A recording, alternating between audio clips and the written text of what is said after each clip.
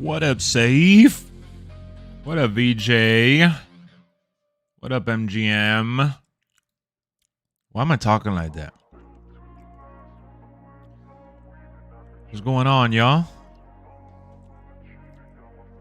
How's everybody doing?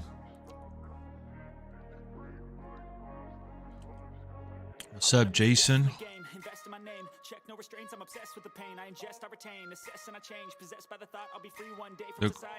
Look, it is? You mean look who it is?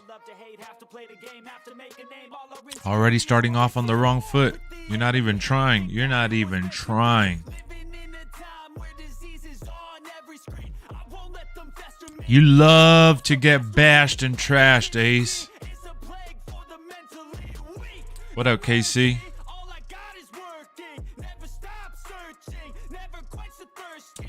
Getting ready for work. I feel you on that, VJ.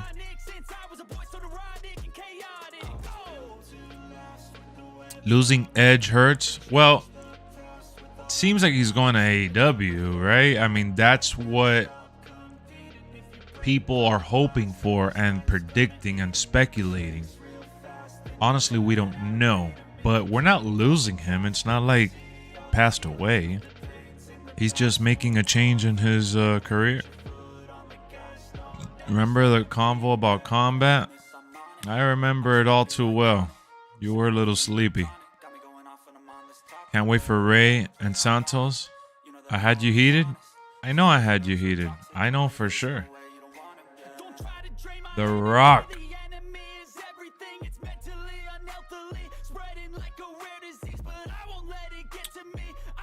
The Rock has come back home.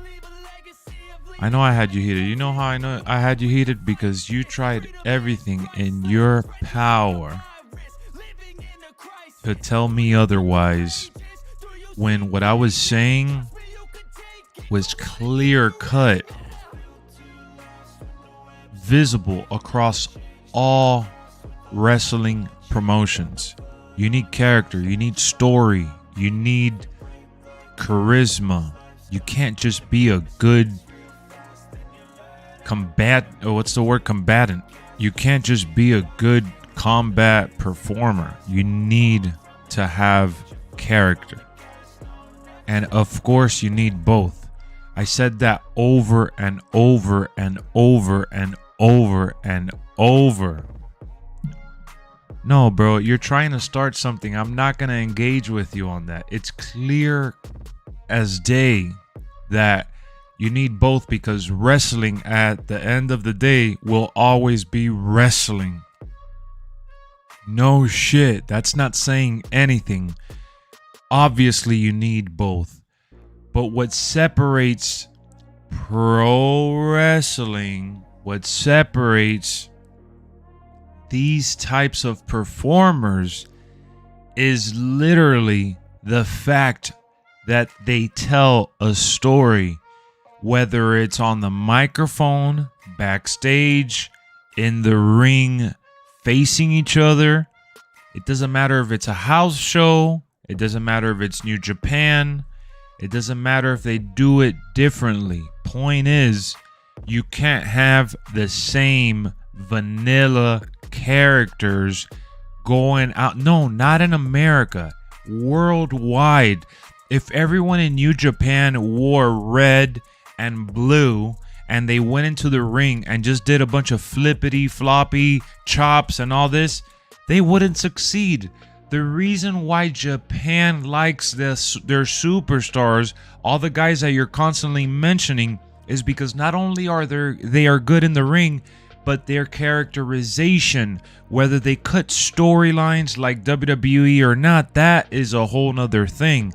Not everyone does their shows like WWE, because what makes WWE is that their production value is in another stratosphere. What they try to do is completely different from the average show. But make no mistake about it, people don't go to these shows just to see someone dressed in red beat someone dressed in blue. They go to see a good story unfold, whether it be during a match or any other format of storytelling within the wrestling bubble. As far as Mexico goes, the Lucha Libre style is clearly their culture and what they thrive on, but it doesn't mean that they don't have characters. It doesn't mean everyone is wearing the same gold mask. It doesn't mean everyone's wearing the same green colors. Everyone has a very unique and distinctive mask and figure and moveset. You know, the way these people assemble their moveset and their style, their swagger, that's why people love wrestling. It's not like mixed martial arts that there's only a handful of ways to do a rear naked choke, and everyone does the same rear naked choke if that's the move they're trying to get you to.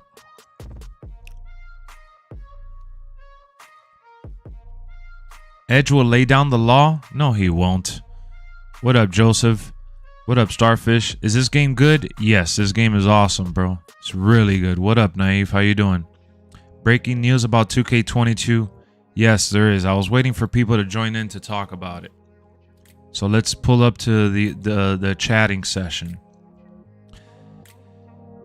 I have some bad news, guys. As good as WWE 2K22 has been or even was, we got confirmation via Twitter that the servers for the game will shut down January 2024. Now you guys are saying, oh yeah, but it's okay. You know, I'm already moving on to the next one. I haven't played it since 23, whatever. Point is, the servers are going down, meaning community creations will no longer be supported. You will no longer be able to go online and have a match, and they are closing it forever. So if you still love that game, you still play that game, I highly recommend you clear your data right now and download all the superstars that you want to have in your roster and save it to a cloud of some sort, because the game will no longer be playable online at all. Now, I do see this as a smart move for 2K games, because I'm sure they have to, you know, pay some kind of money to operate and have those servers up and running. I am pretty sure that the player count online has gone down dramatically since 2K23's release, which ultimately leads for this decision, right? Or to this decision, should I say. So with 2K24 just around the corner between January and March, I could understand why they would ultimately shut it down. But I'm just letting you know, this is a, you know, public service announcement for anyone that still loves and enjoys the game. Go ahead and get on there right now. Download your favorite superstar and, you know, save it to a cloud of some sort. All right. So that was reported earlier today, Friday, September 29th, 2023. As of this very moment, they said, hey, the servers are shutting down. So yes, like MGM just stated, 2K shifting resources to newer games is understandable. Totally understandable. I'm not even mad at it. I haven't gone back to 2K22 in some time, so I get it. I mean, I'm on 2K14 right now trying to do this flashback stream, and there's no Xbox Live either. You know, they shut down the servers after several years. This is the first time they do it so soon, from what I can tell. So there you have it, folks. Take it with a grain of salt. No more 2K22 servers. It is what it is. Let me know how you feel about it. Have you still been playing WWE 2K22? And I guess I'll have to stream it before it completely goes down to say our goodbyes to the great 2K22. If you smell what the Rock is shutting down. What up, Brian? 2K14 is my favorite of all time. Lex, this is about the time they close the servers. Well, I didn't know that they shut it down that soon. I guess it's been some time, right? Who is John Cena's partner? I guess they're going to save it for the pay-per-view. Maybe LA Knight if he doesn't have COVID anymore. You don't see the issue? Well, some people like their nostalgia, you know. Some people like going back to the old games. You can't find lobbies in 23. Well, set up a lobby. Although it will crash. It will crash. I'm talking Mexico and Japan, where more often than not you get over for your wrestling with mixes of character and storytelling in between. All right, bro, but you're just wording what I'm saying differently, dude. At the end of the day, no one watches wrestling for the sake of it being real, for the sake of it being combat, for the sake of it being, you know, mixed martial arts. People watch wrestling because they are captivated by the characters in the ring. Simple. Simple. Now, what you keep focusing on in America is WWE and the way they do their programming.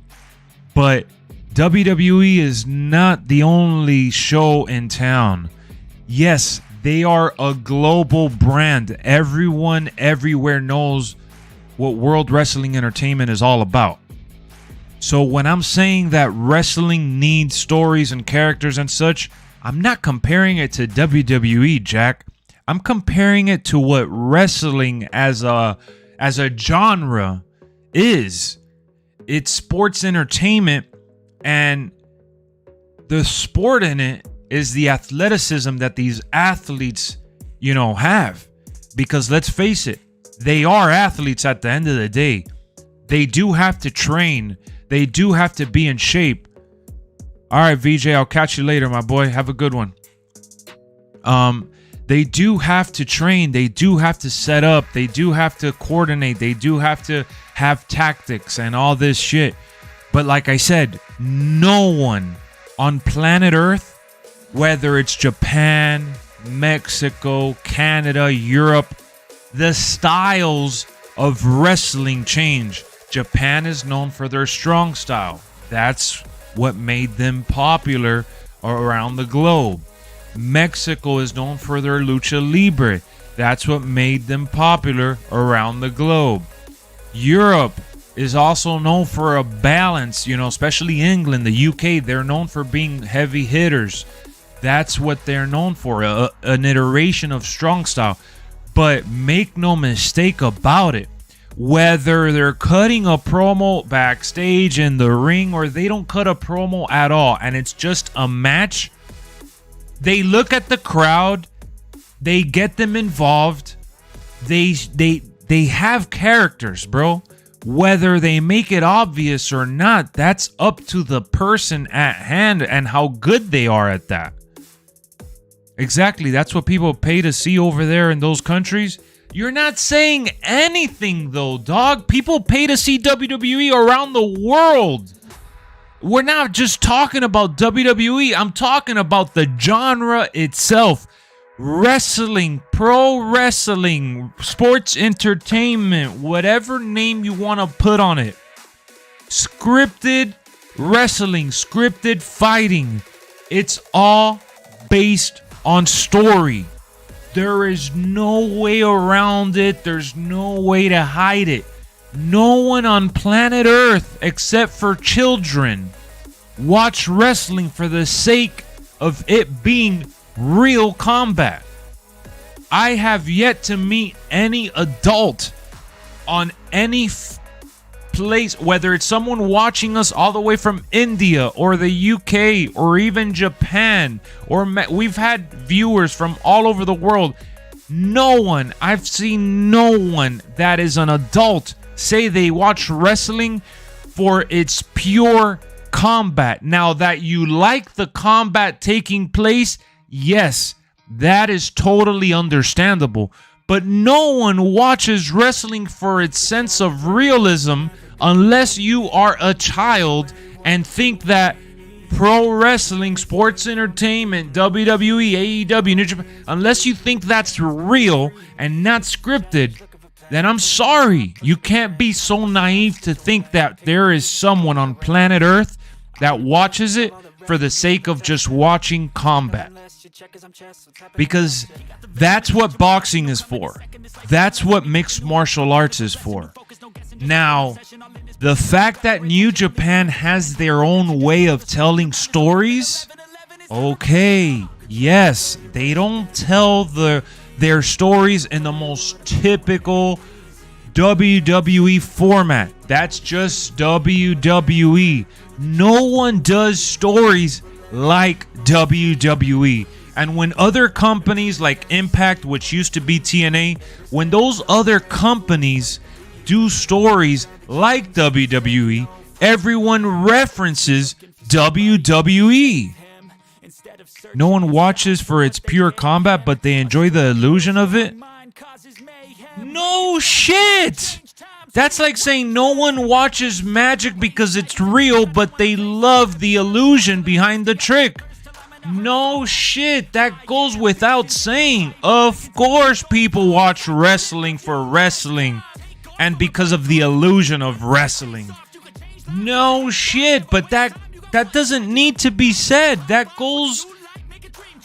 Bro, it's like what you were telling me. Oh, if you want to watch just stories, go watch Netflix. If you want to watch stories, go watch a movie. No shit. The reason I watch wrestling is because it's storytelling with combat in the most exaggerated form. Is Ace trying to convince you New Japan is pure combat based, a country that had Kenny Omega wrestle a blow-up doll? Yes. He is trying to tell me that only in America do they care about story more than wrestling, which couldn't be further from the truth. He also stated that in New Japan, they barely cut promos, and that in New Japan, they barely have stories, and that in New Japan, they lean into the combat element more than a story. It doesn't matter that the blow-up doll was bullshit. Point is, they all have theme songs. They have attires that they rock with different colors and different elements that cater to their character. They're flamboyant. They're serious. They're in between. They're funny. Dude, wrestling thrives when the person in the ring can tell a story. It's the reason why people watch wrestling, my guy. At the end of the day, wrestling is all showmanship. It's all showmanship. If you can do what Ricochet does, a 450 splash, jump between the ropes, and do a kip up and some of those acrobatic moves, good for you. But there's so many people that can do that. You have to do that, plus be able to captivate the audience with a character that they care to cheer for. Whether your name is King Puma or Ricochet or Kenny Omega or AJ Styles or whatever your name is, you need to sell yourself, dude. You need to sell the character you are playing. All these, and you're the only person I've ever come across that says that. Because even the pro wrestlers around the world know for a fact that to have the it factor, you need to be able to tell a story, bro. You need to be able to have different tools in your arsenal that is beyond just doing flips and tricks. That's not what got him over. I was living through it. Those New Japan didn't like him at all until his matches started getting better. Okay, but they got better because they were overall... Dude, Chris Jericho and Kenny Omega barely had any promos. The promos were that Kenny Omega was the best in the world. Chris Jericho calls himself the best in the world. Boom, they fought at Wrestle Kingdom, whatever. The story that they told and the drama that they told was all in the ring for the most part. Wrestling is dramatic, and you need that. Because it is scripted, and everyone that watches it, unless you are a child, will understand and say the same thing that I'm saying. Bro, pro wrestlers say this. To be able to make it in the business, You can't just go out there and do a circus act, because if you're going to go out there doing flips, you're going to end up working at Circus du Soleil or whatever it's called. You're going to go working for a circus in Vegas. That's what you're going to be known for. The flippity floppy shit, you need to be able to do that, plus dress with a little swagger, plus talk a little shit. You got to be able to look at someone in the crowd dead in the eye and make them believe you. Because they already know they're watching a magic show. They're watching an illusion. So the fun in wrestling, yes, it's the drama in the wrestling match. But you cannot have the drama in the wrestling match without story, without characters. You need to, like, this is just, it's a given. There's no argument here. That's why when I was talking to you that night, I wasn't arguing with you. I wasn't debating with you. You were debating with yourself, trying to get a point across that just fell flat. And even so, it'll fall flat in a conversation on stream. You can't just put over great matches, or what you consider a great match, of showing heart and will and desire. Dog, anyone, and I mean anyone, can go in the ring, take a couple chops, bleed from their forehead, and act like they're the underdog in not even a story, but in a match. If that doesn't have story-based elements, you're not going to get the crowd to root for you, bro. And it's not just in America. In the most part of America, people know and watch and are nostalgic for WWE. In America, WWE is king. There's no question. Around the world, there's other promotions that people prefer, but still know of WWE. But WWE is a worldwide brand for a reason. So whether all their stories are good or not, point is, a lot of other indie shows are inspired by what they've done, because WWE is unparalleled when it comes to telling stories. Especially now with the inclusion of social media. So when you sit and give AEW Tony Khan a pass, oh, he is doing his wrestling shows based on New Japan's New Japan's elements or New Japan inspiration or ECW. Dude, he is inspired by them now and showcasing their talent that he's working with and for, right? To produce a dynamic show. He wants to produce a raw wrestling show that feels like a house show on television. I'm all for it. But you need characters, you need story, you need people to care for them to tune in on a weekly basis. When you do wrestling on a weekly basis, television programming is all about getting people on the hook. You're not going to get me on the hook by having Jay White versus Daniel Bryan and telling me it's a dream match. I need to hear these guys speak up for themselves. Tony Khan grabbing a mic that looks just like this one and saying, "Hey guys, I have some exciting news for you. Next week on Dynamite, we're gonna have Jay White Switchblade versus the American Dragon, Bryan Danielson, and that's gonna be our opening match." Yes, you're excited to see the match, but because you know the characters, you know the people, they need to be able to translate that into their matchup because they had no build-up for it.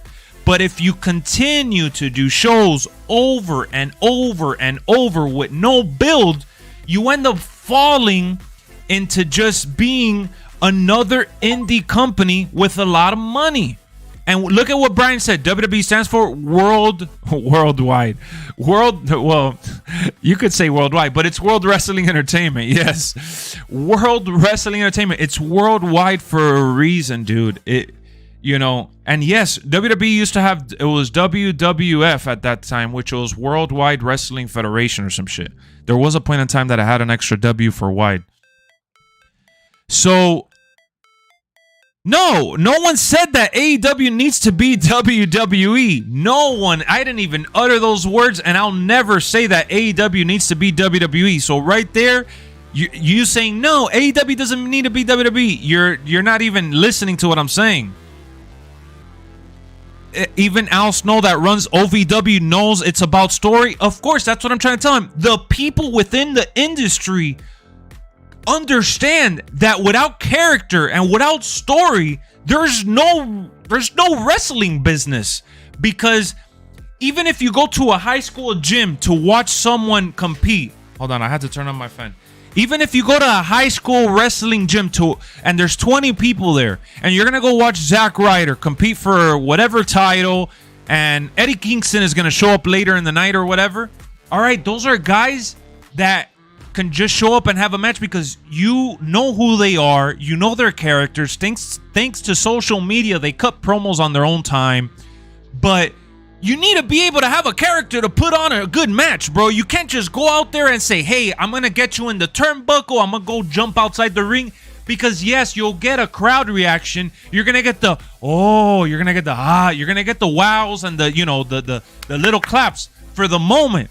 But it doesn't mean it's going to end up being a great match or a great show overall. That's not the only reason people are there. If you are there for the sake of just watching flips, you're going to end up just going to a circus show. And you're not giving them enough credit, honestly. You're not giving them enough credit, bro. You're making it sound like these, like, oh no, they don't need to have, yeah, like they need some story, they need some characters, but they need a lot of combat. They need to be able to do this, that, or the other. No, bro, if there's no story and there's no characters, there's no wrestling. Otherwise, they're just a circus act. That's what separates them from the circus. At the end of the day, you got to understand this. No one is going to touch WWE for the foreseeable future. I don't want AEW to touch WWE in the foreseeable future in terms of their programming. That's not what I'm saying. All right? You need to build up characters. And if you're taking characters from other promotions like AEW has, you need to be able to get the audience to, you know, invest in them beyond the combat. And that's what AEW has kind of been, you know, struggling with at times. Now, I'm going to give them credit at the same time. They are kind of like a hybrid. They are a little bit of ECW, they're a little bit of WWE, they're a little bit of New Japan. But if you watch AEW and for 1 second you think Tony Khan was not a WWE fan and you think he was an indie mark, because I've heard Tony Khan before say, oh, I've watched New Japan. I know about their history. I love this Ring of Honor and how rich they are. That's why I wanted to buy Ring of Honor, because I wanted to preserve their this and that. He's mentioned WWE before, but if you notice, he clearly stays away from mentioning them when it comes to giving credit to some of the stuff that inspires him. He wants to act like everything is inspired by New Japan and ECW or whatever. But truth of the matter is this. Thanks to Vince McMahon, as much as people hate the guy, wrestling became what it became. I'm not saying New Japan wasn't going to be successful. I'm not saying Lucha Libre wasn't going to be successful. Those are culture phenomenons that belong to their respective countries and culture. That is its own thing. In a lot of ways, it's special to their own people. I understand it. I totally get it. But for 1 second, if you think that a superstar or in this case, a businessman like Tony Khan, who has admitted that he's watched wrestling his entire life, WCW, WWE, whatever, the guy is not lying. He's lying about what inspired him. Because every single superstar that loves or hates Vince will admit that they liked or loved even someone that Vince created or that helped create. You get a lot of people that say, oh, I got into wrestling because of Hulk Hogan. I got into wrestling because of Ric Flair. I got into wrestling because of Shawn Michaels. I got into wrestling because of Stone Cold. I got into wrestling because of The Rock. More recently, you've heard people say, I got into wrestling because of, Triple H, or I got into wrestling. That's another name, my fault. But more recently was John Cena, or even Seth Rollins. Like there's a lot of people that give credit to a ton of WWE superstars. So you mean to tell me that Tony Khan is like the one exception, that he got into wrestling and loves wrestling just because of New Japan, and that's all he watched and what inspired him to create the company? What up, ref? That's just I call bullshit on that. So if he wasn't such a fan of the characters that WWE has, he wouldn't be signing everyone. He literally has signed just about every single person that WWE has ever dropped or not signed. Problem with AEW is exactly what you said. It's a little bit of New Japan, ECW, and WWE. They don't have their own identity, so whole show feels like there's no direction. Exactly. Total on point. It is what I said, but that's as clear as day. That's the best way to put it. What up, Timothy? That's the best way to put it. The moment Tony Khan praises Vince, those fans will grow like babies. Look, bro, I don't have a problem with AEW sticking to their own guns and being what they've done. But highlight reel, that's my boy Brian. The way he put it in the chat, they're a little bit of everything and a whole lot of nothing in terms of their own thing. And that's totally fine. That's totally fine. They could continue to be the alternative company. I'm not throwing shade at them. That's not even what this whole conversation was about. But me and Ace had another conversation on Discord several days ago, and I stated this very loud and clear. If AEW wants to grow, it's not just about having a show in a big arena. We saw All In in London at the Wembley.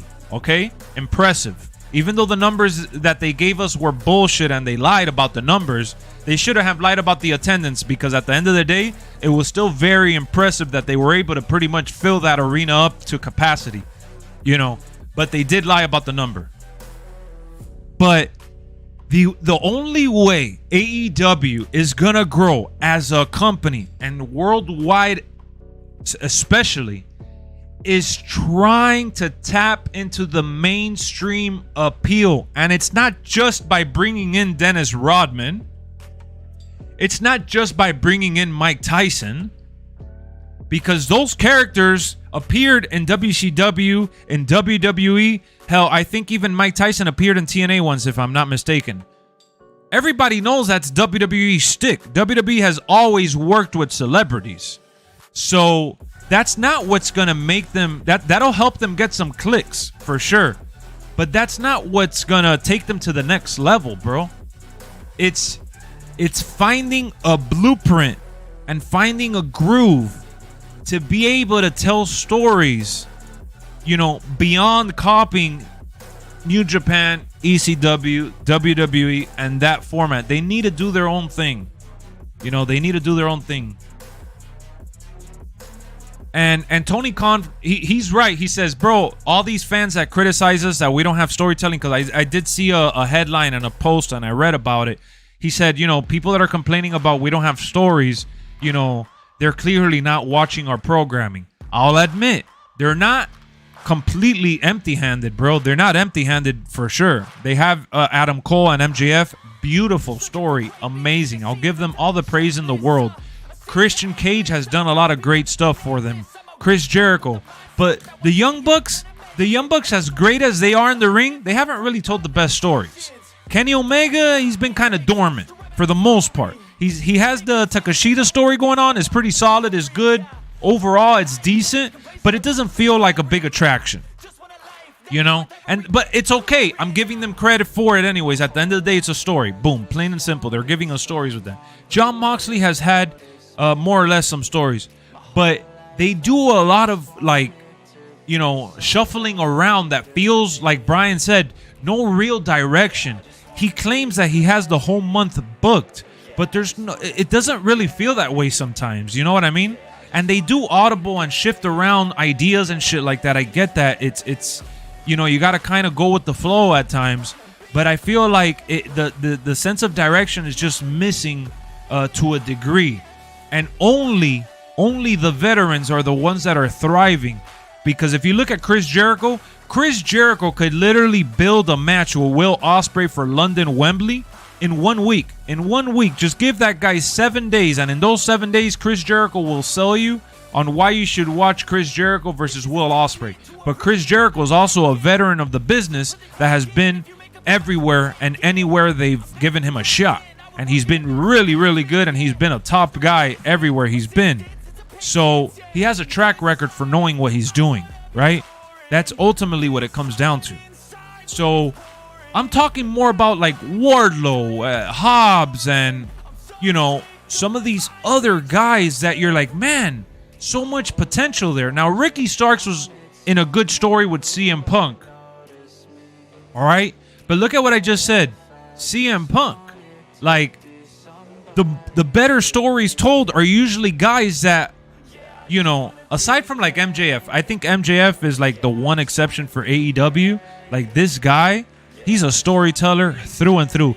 MJF cuts better promos and has better build-ups and characterization than just about anybody in AEW's history. And I'm talking about AEW original talent. I'm comparing him to like Darby Allin, Jungle Boy, those guys.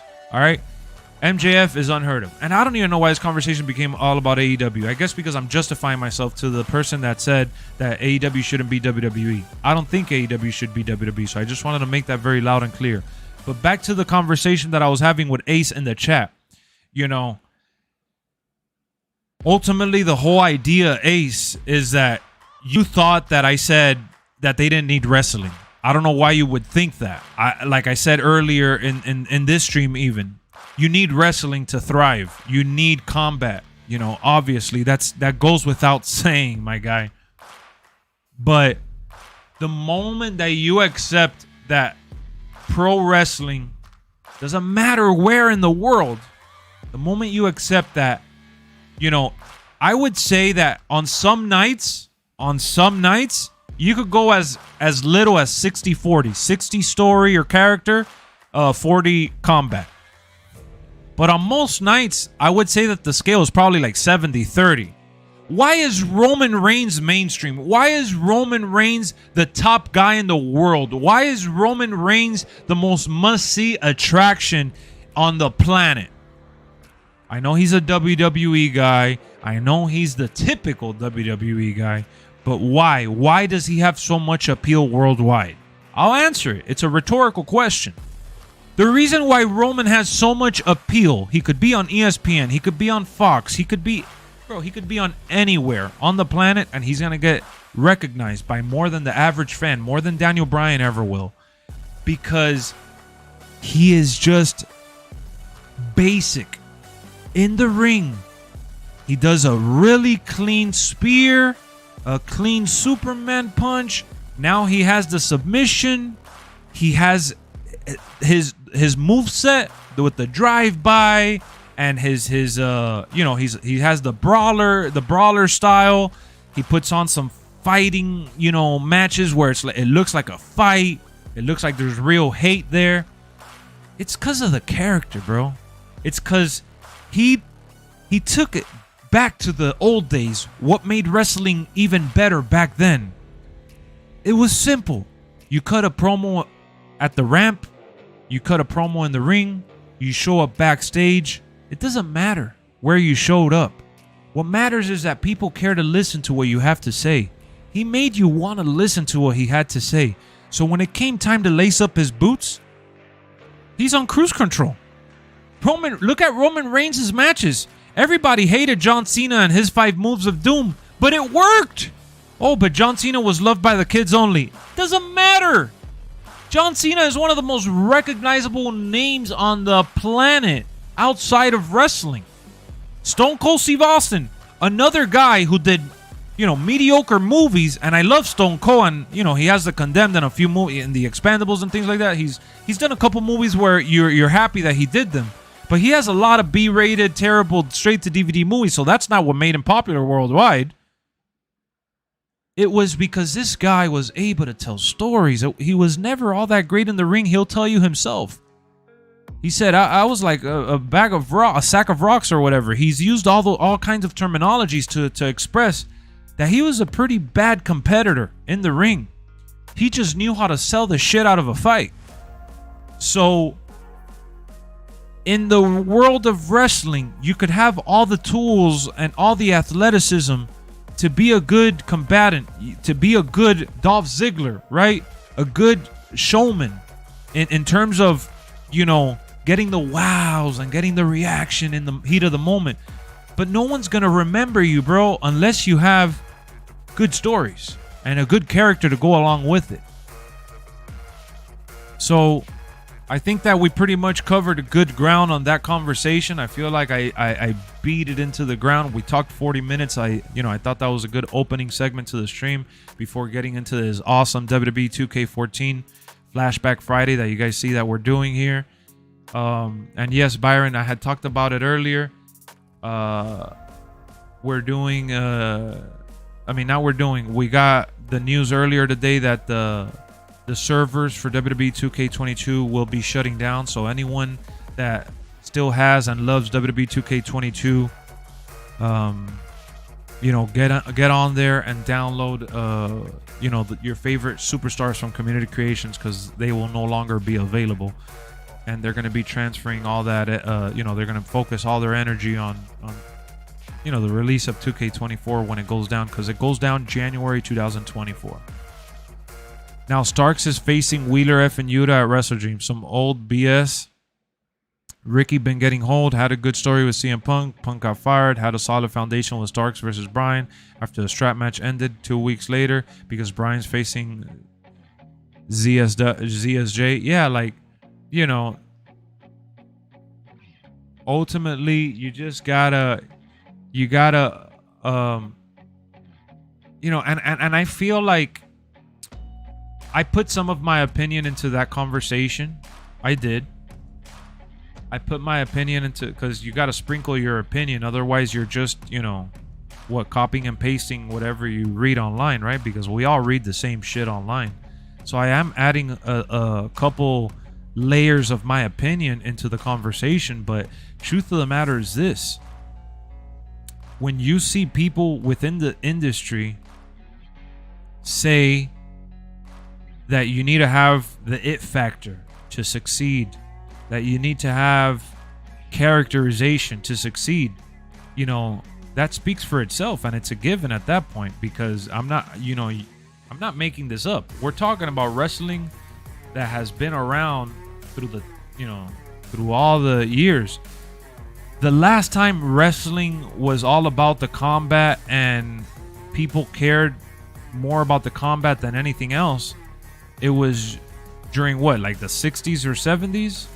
Like when Bruno Sammartino was wrestling, people thought wrestling was real because it thrived for being real. My dad was watching a movie called I Am Vengeance. The fighting was super good, like B-rated Wick, besides gunshot that looked fake. I'm like, damn, this is good. I looked closer and it was Wade Barrett. Oh yeah, Wade Barrett. Wade Barrett did a few straight to DVD movies. I forgot the names of them, but that's funny that you said that. Starks don't want to be there. He's just buying time. I don't think he wants to be there either because of everything, the way everything has played out. Guan, bro, I read your comment and you had nothing to reply to me. Clearly, you've been trying to join my streams to try to get me ruffled and bothered. But I mean, I streamed and I talked endlessly about the Dame stuff last night on stream for endless hours. Flashback Friday, SmackDown Here Comes the Pain. Hey man, if I am able to find it cheap enough or find a way to play it at some point, like I know that there's emulators and stuff, I just haven't done it, but if I get to putting it together to do it, yeah, why not? We're gonna play 2K14 here shortly. That's what I think Brian is trying to convince him to say. What was I gonna say? Oh, about Damian Lillard. But I'm not bitter. I'm not sour. I'm not mad. I'm not feeling any kind of way. Congratulations to your Bucks. I hope you guys figure it out, because if you don't win the championship, if you don't make it to the finals, the Bucks are going to be the biggest disaster on the planet. I'm not bitter. You know, the ball's in your court. Giannis has to show up or put up or shut up. Win or go home. This isn't about like what he said in the exit interview last year, where he's like, oh yeah, these are stepping stones, and if you know, it's not failure, whatever the hell he said. So good for the Bucks to come into the mix late in the game and be able to get him. You got lucky that Portland was super sour and bitter and despised the idea of giving any chance to the Miami Heat to trading him. We offered a better package. We had everything on the table for them to accept, and they didn't want to, so it is what it is. I mean, I wouldn't laugh right now, Guan. The moment Giannis leaves the Bucks are going to collapse. They're going to go back to being irrelevant. And you could say that about any team, yes, but Milwaukee is the most unlikely destination for any superstar ever. What's up, Lex? And I voted yes. I do want to see Adam Copeland in AEW and meet Christian Cage. Yeah, that's another conversation that I wanted to dive a little deeper, but we kind of went off the rails. Heat or cheap, simple? I wouldn't say that's the word. I wouldn't say that's the word. We've paid our players. We've traded for players. We've drafted players. The Heat are homegrown, and we're not able to accomplish these crazy deals because everybody wants to get Bam from us, and we're not willing to trade Bam. You guys were, you know, you could be happy that you got Damian Lillard. That's going to overshadow your displeasure. But truth of the matter is, you should be ashamed of your franchise for turning your back on Giannis. And you took his word and ran with it because you turned your back. You didn't want to involve him in the deal for Damian Lillard because you knew that he would be loyal to Drew Holiday. Because Drew Holiday was fucking backstabbed. The Bucks are the perfect example of what a franchise does to a player despite them wanting to be there and providing everything that Drew provided. Drew was the best defender the Bucks had in the wing. One of the clutchest players on the roster. One of the main reasons why the Bucks won the championship.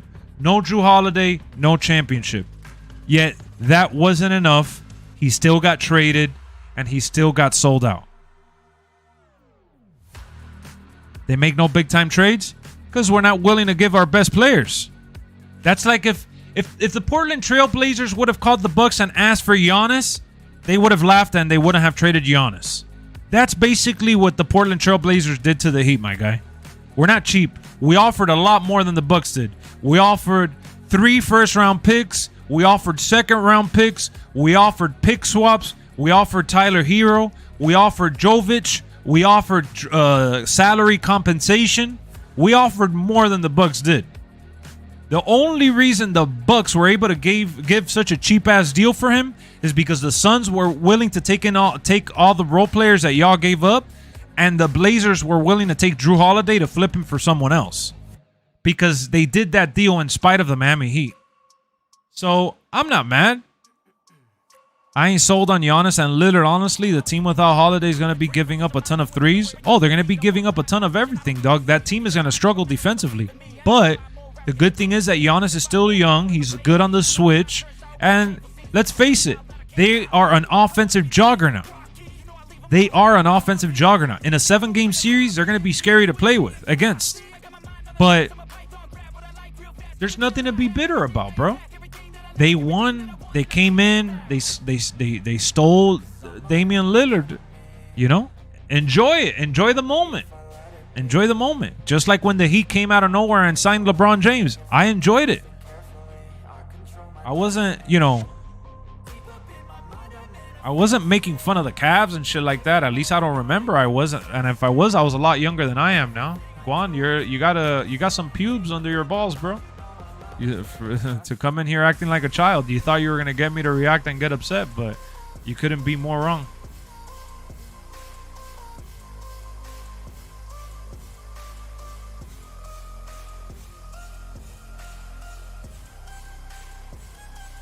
So, all right. So, what's the next topic? Hold on, guys, because I was uploading the WWE 2k22 video. The server, the video talking about the servers.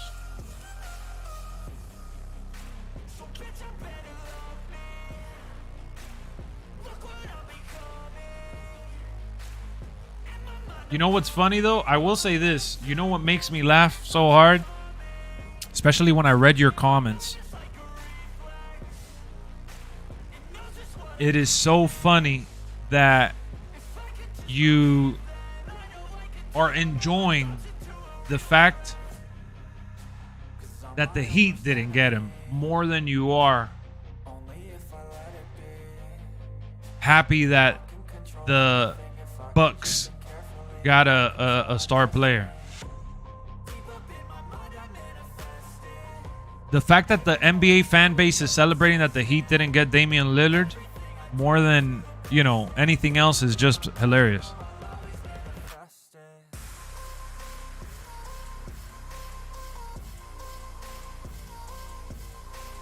Marjon gonna show up defensively. You got to defend Tatum, Brown, and Butler in the playoffs, and you throw Marjon. Yeah, bro, he's tripping, dog. This is the same Milwaukee Bucks that they don't even know how to defend Jimmy Butler. They're not gonna know how to defend Tatum and Brown at the same time. They gave up their best wing defender, bro. No ifs, and or buts. There's no sugarcoating it. They gave up defense for offense. They gave up heart and soul of the team for a guy that is an embodiment of heart and soul and hustle. So good for them. The only negative here is the defensive side of things. All right, but they'll make it work, I'm sure, with how much talent they have on that roster. They'll make it work. But the fact that you're more excited to show that to me and stick it to me, that shit is just laughable, bro. It's so funny. That shit is hilarious. All right, so let me see here. All right, so for the gameplay, guys, just so you know, for the gameplay of 30 years of WrestleMania, I'm going to have to cut in and out of the gameplay, all right? I'm not going to show you guys the cutscenes because they're going to get me copywritten, and I obviously can't show you, put the sound for you. But, you know, as always, we'll make it fun and entertaining. But I just wanted you guys to know, so you're aware on why I'm going to be cutting between, I'm going to cut between this screen, just chatting, and this screen right here for the gameplay. Your franchise was hilarious. What? Your franchise, what hilarious not securing Lillard. That's all I wanted to say. We offered a lot for Lillard. There was nothing we could have done to secure him. So even more hilarious than what you said is the Portland Trail Blazers for taking a lesser deal in spite of the Miami Heat. That is the most clown move on the planet. They didn't even... That is like... You know what it is to work in bad faith against a franchise player? Now that's laughable. That's hilarious. That's depressing as a fan. I'd be depressed as a fan of the Blazers for how they treated him. You know? So... Yeah, I know. That's exactly what I said earlier, Brian. I said it just a second ago. If the Blazers would have called the Bucks and said, hey, you got to give us Giannis, would you give up Giannis for Damian Lillard? Yeah, no. He definitely talks to try to get a reaction. It ain't going to work. It ain't going to work because around here, we talk and think. We talk after digesting and we think before we speak. We use logic here. We do research. We just don't point fingers and laugh. Yeah, you didn't get Damian Lillard. All right, we didn't get Damian Lillard. Ask Brian.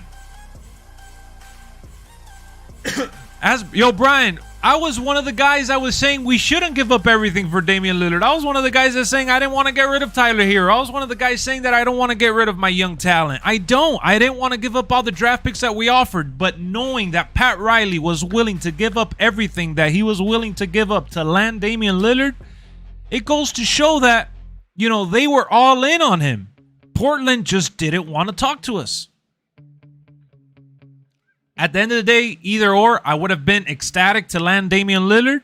I would have ultimately, been sad for losing the pieces that we gave up, but I would have been ecstatic to have him. But I am just as excited for the season without him. My happiness and joy for my team never leaned in on the fact that Damian Lillard needed to suit up for the Miami Heat.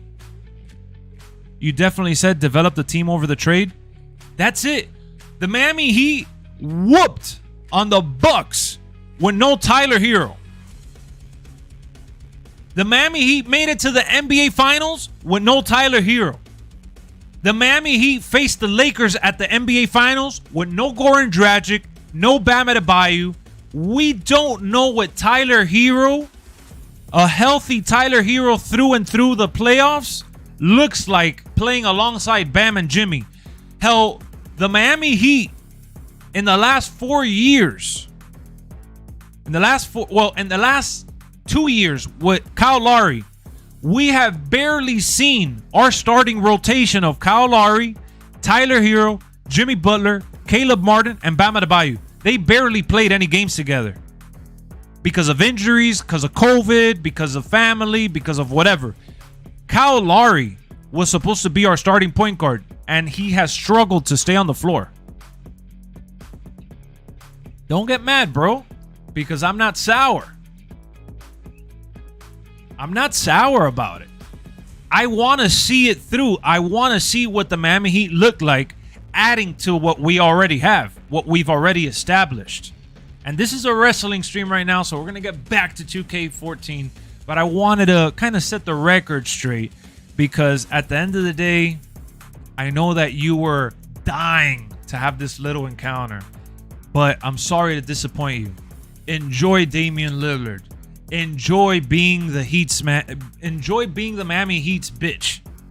Enjoy being happy about my team not getting him more than you are happy about yours acquiring him. Lowry was showing up in the playoffs. I won't lie, he did. He earned his bag. He earned his bag.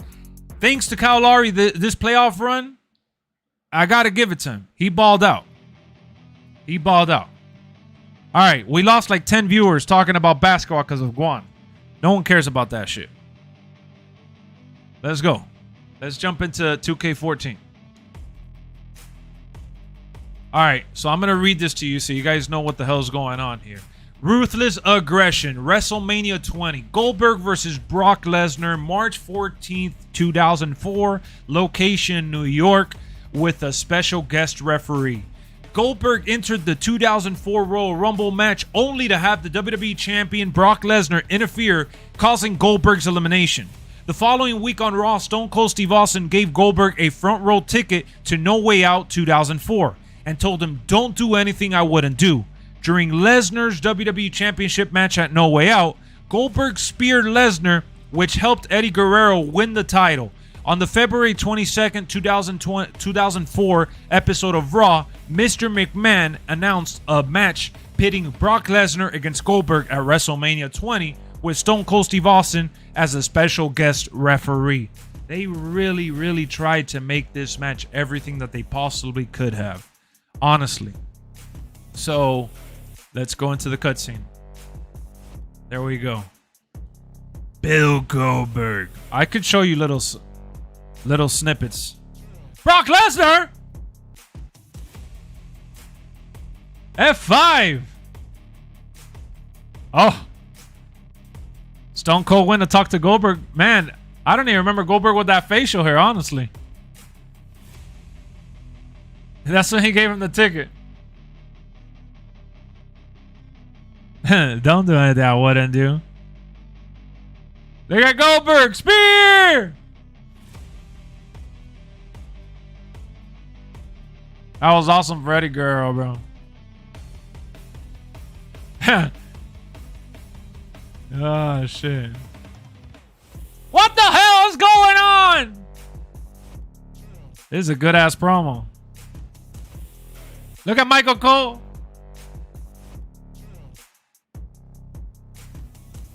I would still be the WWE champion. Look at Brock.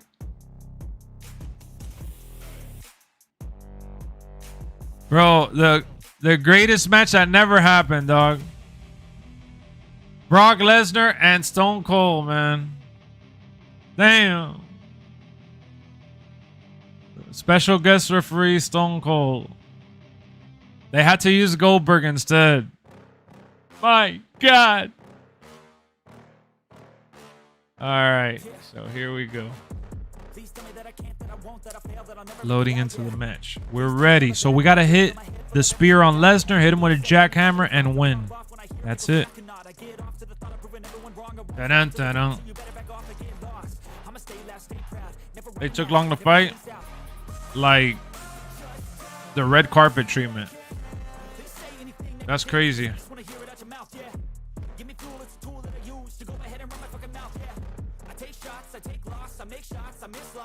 Giving her a Megan Thee Stallion theme song, announcing her arrival, showing her all over social media.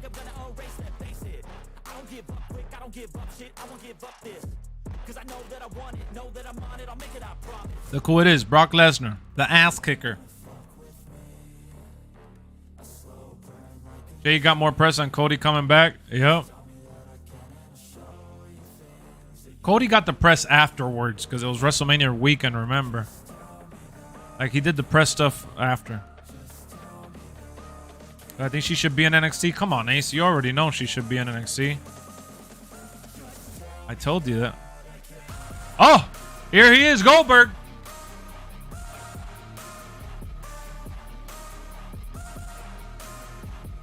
Goldberg.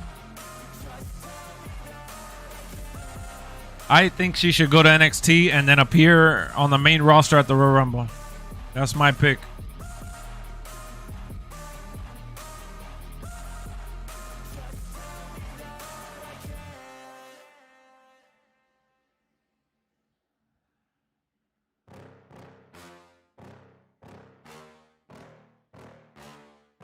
You sold out. You sold out. The crowd chanting, you sold out. Da-na, da-na-na-na.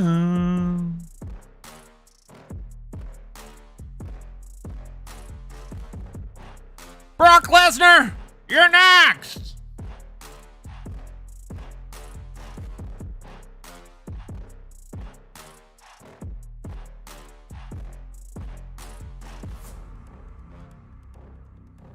All right, let's go into the game sound, y'all, so you guys could enjoy it too. I'll mute the sound there. And here we go. Brock Lesnar versus Bill Goldberg. A match I never thought I would see. Goldberg has some real... She can get the AJ treatment? Yeah, but AJ did that because of how good he was. But when Brock interfered and eliminated Goldberg from the Royal Rumble, I didn't sell out, I sold in. Target on his back. So the evolution of Goldberg. Interfered in Lesnar's match against Eddie Guerrero at No Way Out and cost Lesnar the WWE Championship. Stone Cold Steve Austin gave Goldberg a front row ticket to No Way Out and said, "Don't do anything I wouldn't do." Lesnar later retaliated on Austin with a thunderous F5, and that led us to tonight.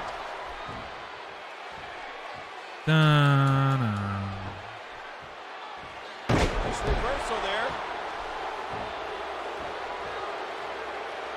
You imagine when they put Kevin Owens versus Stone Cold in the video game? And we have to fight in the crowd and shit. Oh, the brute force to make that happen. Lesnar is a former University of Minnesota Golden Goldberg. Again, for me, I think NXT for the next couple months to close out the year.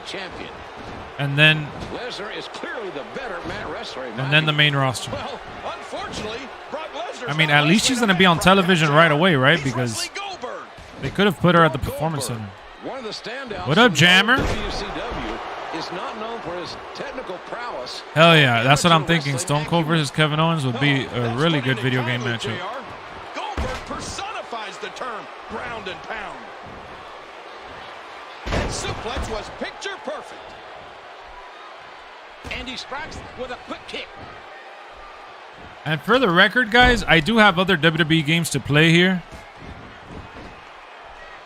like other old games, but I'm playing this one because I want to finish the, like whenever I do the flashbacks or the throwbacks or whatever. A shot to the gut. I've been playing this one because I want to finish it. These athletes are fearless. Certainly, Lesnar's conduct in recent weeks has been somewhat disappointing, to say the least. We're hitting him with the spear. Rumors are running rampant that Lesnar is contemplating leaving the WWE. Sounds like some of these fans want to see him go. So Lesnar wants to play football? Well, Goldberg's been there and done that.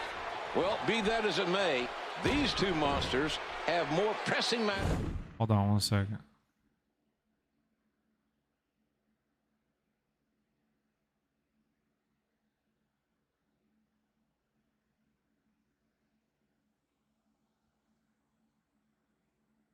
At hand to settle. And his attack misses. Hold on, guys. Give me a second.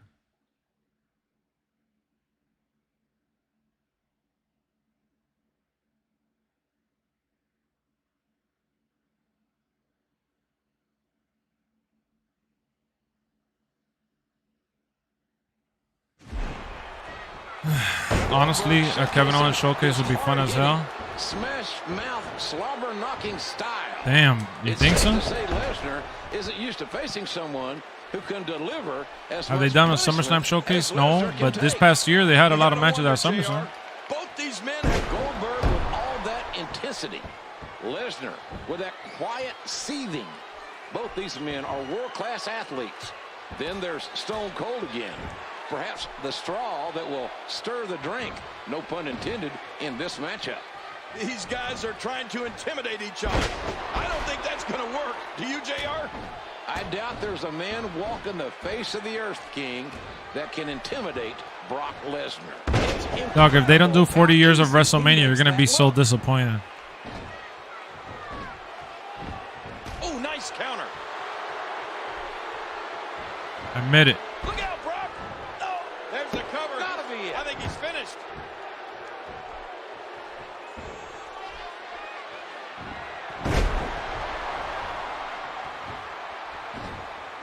Look at this. You're next. Good shot. We got a cover. Have we won already? That's two. Goldberg Wow, showcased- we won. And Goldberg breaks Lesnar. Here is your winner. Goldberg. Damn. They allowed me to beat Brock Lesnar that easy?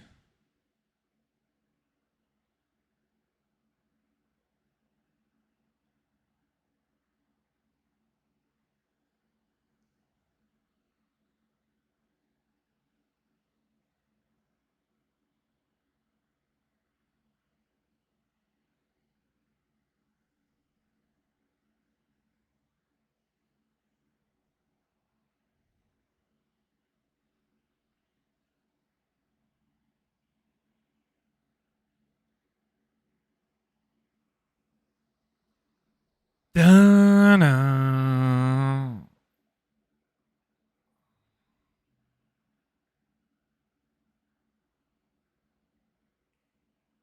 Uh-oh. This ain't finished yet.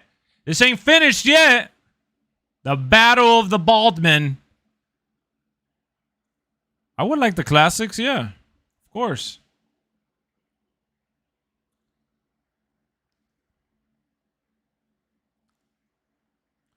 Uh-oh.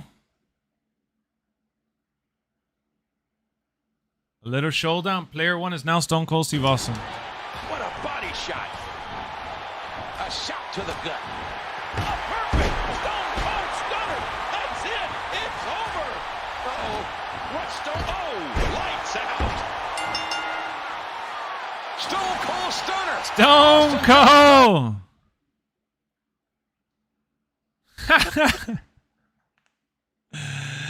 Ah, what the hell? That was funny.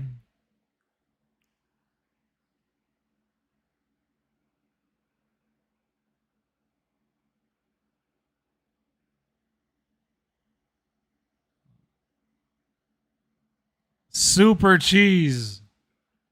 Super cheese. That is hilarious, bro. That was so funny. That cracked me up. What up, Jason? That made me laugh. All right, so in 2005 Royal Rumble match, John Cena and Batista were the final two competitors in a controversial fashion. Cena and Batista went over the top rope and landed at the same time. Dun, dun, dun, dun. Bam, ba-dum, bam. New Power Rangers on Netflix having characters from Mighty Morphin I like. Oh, I didn't even know they had one. You know, I tried watching the movie the other day, the older one, the one that the special that they brought out this year earlier, but I didn't really like it too much. I didn't really care too much about it, honestly. Hit the attitude adjustment on age on JBL and win the match. Dun, dun, dun, dun, dun. And so concluded, one of the worst Mania matches ever wrestled. Can I imagine if Brock would have stayed? Would have had even more of a legendary career.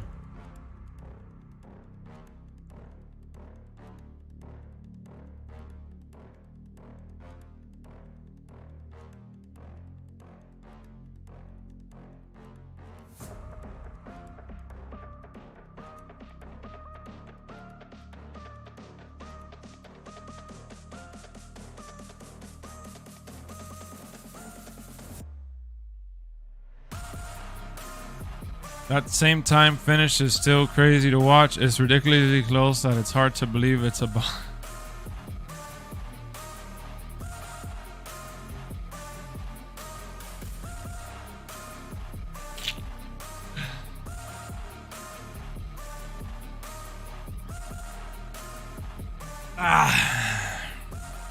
Rock had a better match with him at WrestleMania Survivor Series. WrestleMania 33 Orlando. Yeah, that's why they wanted to do it again. That was a better match. Uh-oh. You can't see me. A doctor of thugonomics. John Cena sucks. John Cena sucks. John Cena sucks.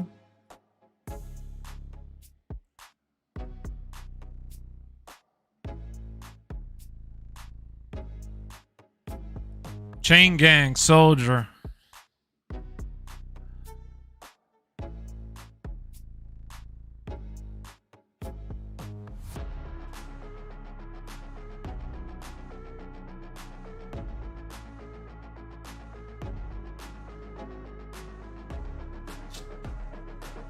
Dun, dun, dun, dun.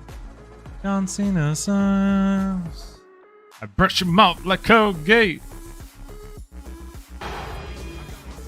Let's go.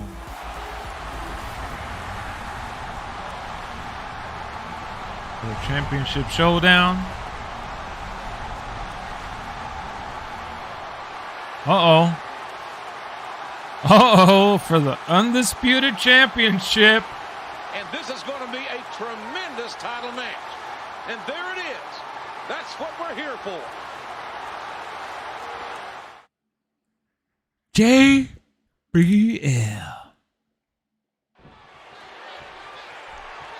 JBL is the longest reigning WWE champion in the last decade. John Cena wants to put an end to Guan is a little sleepy fool. It doesn't get any simpler than that, folks. Yeah, but JBL has pushed Cena to this point. Cena won his WrestleMania title shot fair and square at No Way Out, and JBL has been a thorn in Cena's side ever since. That's if JBL is no stranger to a WWE ring. He has fought wars in this You see ring, JBL having another match? and clawed his way to WWE Championship gold. And JBL will not give it up easily. JBL should go to New Japan. What, to be a commentator?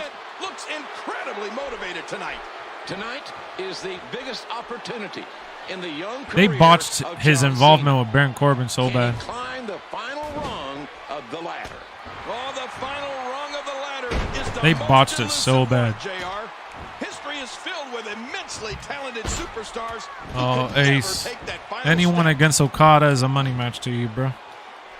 I swear. Some damage. It's the money match. The money match. It's the money match. I don't think Corbin and JBL were bad together. I think what they did together was bad. JBL, a self-made millionaire, says he needs to keep the WWE Championship from John Cena. In JBL's mind, John Cena lacks the class to be the WWE You remember champion. JBL put John Cena title and tries to blow it up? Oh, I didn't remember that. The WWE Championship, I believe he can take it. It's going to be mighty difficult taking the WWE Championship away from a seasoned veteran like JBL.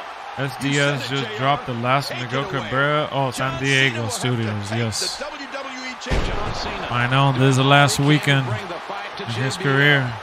Cena is determined to become the WWE champion. Is this easy? These have been the easiest matches, bro, and I'm glad because all the others have been complicated.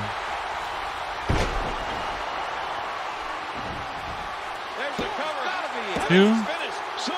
Oh, he kicked out. He kicks out. That's a ton of power on display there by JBL.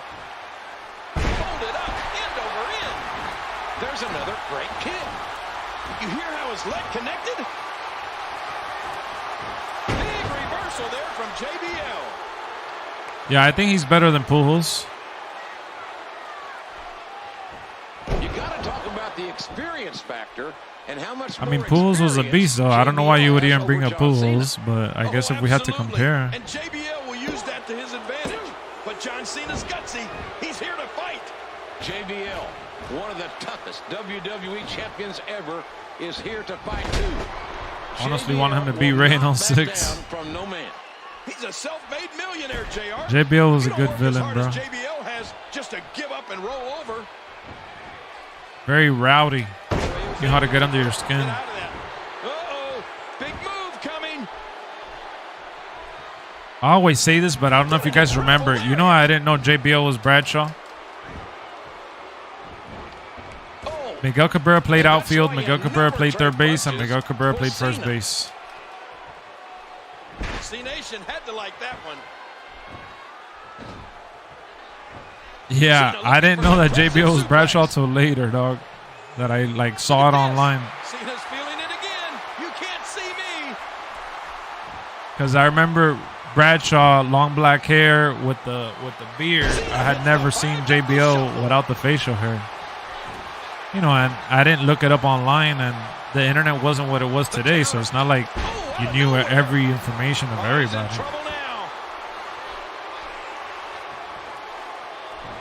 I remember I saw Bradshaw when I was a kid, and then I saw JBL a little older, so I didn't really, as an adult, not as an adult, but teenager, so I didn't really know. JBL tries for an early victory, and Cena quickly kicks out. What strength! Oh yeah! Big homie was in left field. What the hell? I told you. Albert Pujols did play outfield, I think at the start, if I'm not mistaken. And then they moved him to first base. But Cabrera played outfield for sure. Third base and first. He played first when he couldn't defend anymore. Cabrera was a way better defender, I think. As I'm seeing tonight, it's the stage of WrestleMania, JR. These guys compete all year long. Fielder, oh yeah, Prince Fielder, I remember him. About competing at WrestleMania. JBL came to WrestleMania with a business plan. A plan. I'm not alone on that. Thank God, bro. Thank God that you're telling me that, because I swear to God, when I found out, again, I was a kid, I was a child, I thought Bradshaw was APA, Farouk, all that stuff. I never saw him with short hair. I never saw him with his beard shaved. And then when I got back into wrestling after him being gone for a while or whatever, I'm like, who the hell is this guy? And then I found out.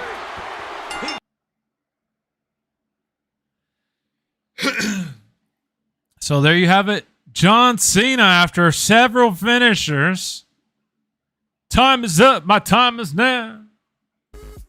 These matches have been pretty easy right now.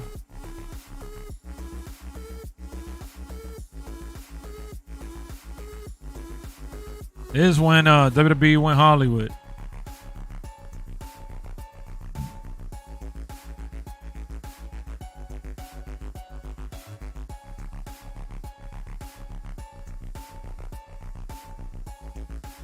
I love how they have the logos there. Well, he was still Bradshaw when he cut his hair around early 2004. I wasn't watching wrestling at that time like that, though. I didn't know him. I couldn't watch SmackDown, so that's why I didn't. Yeah, I had stopped watching wrestling for a while, bro. I didn't know. Well, this one is Edge versus Mick Foley. Monday Night Raw, John Cena defeated Edge to win the WWE Championship. Mick Foley served as a special guest referee for the match. Edge, unhinged by losing the WWE Championship and his WrestleMania main event spot, focused his rage towards Foley. He blamed the hardcore legend for his title loss. I admit it took me a week, but then I saw him the second week after hit the clothesline. I said, oh shit, that's Bradshaw, ain't it? Oh wow.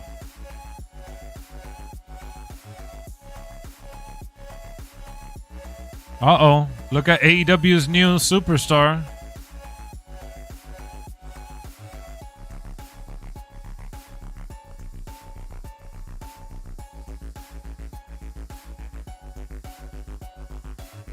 Bradshaw got inspiration from Stan Henson.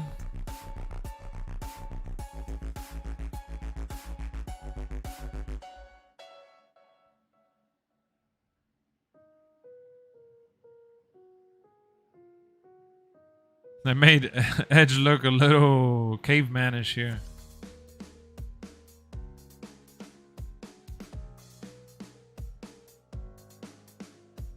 Here he is, the punching bag, Mick Foley. What's Adam Copeland doing in the Dynamite Zone?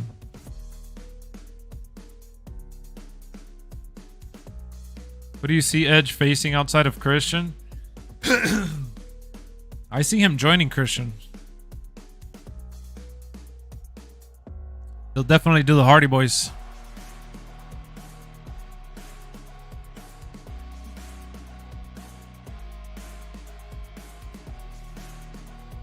You're playing off-ball sweat? I'm sorry, everybody plays on NBA. I'm not surprised. I play on and off. This one is as elementary as it gets. Ooh. Edge blames Mick Foley for losing the WWE Championship to John Cena on Monday Night Raw back in February. And Mick was the ref Hardy in versus that match. W And Christian. Edge attacked Mick Man. and left him lying in the ring. Bro, just let it rest, dog. The Rated R superstar challenged Foley to this match tonight. Not just any match, JR. A hardcore match. Anything goes. Edge must be pretty desperate to prove his point because this is Mick Foley's kind of match. Oh, a reversal. Oh. And there's the drop kick. He's putting those educated feet to good use. He's got him up. Will the gimmick be Christians dissing people's dads while Edge hits on their moms? Oh, that'll be funny. Those strikes from Edge are finding a home. Edge is 4-0 at WrestleMania. You could tell that Mick Foley's better than the other characters. I don't think he likes pain, but I don't think he hates it too much. You're playing the Stiffmeister? Foley donated his clothes to the Red Cross. And Uh-oh. Once again, always the difference maker.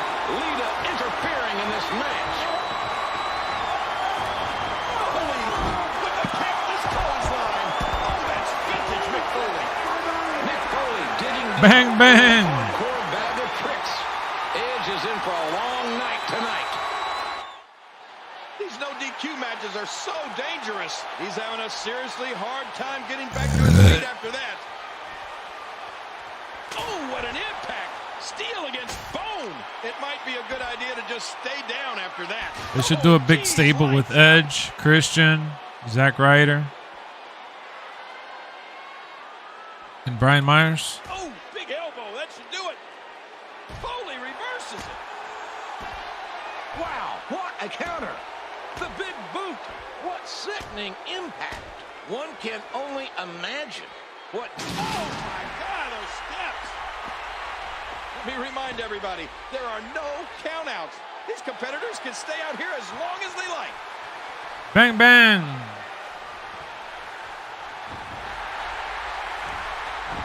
It's Mick Foley. It's Mick Foley. Good night. He's got a nasty-looking object in his hands. Disgustingly dragging his nails down the back. Dragging his nails. He didn't do shit. It's the DDT. Just planning. Just driving the head to the floor. What's he think he's going to do with that? The bat sound is so funny. It's like tick, tick, tick. Edge. Mick Foley has a long history of absorbing massive amounts of damage. His knees particularly. A spear by Edge. Spear! Spear! He's looking to do more damage with that object. Look at Lita setting up the table.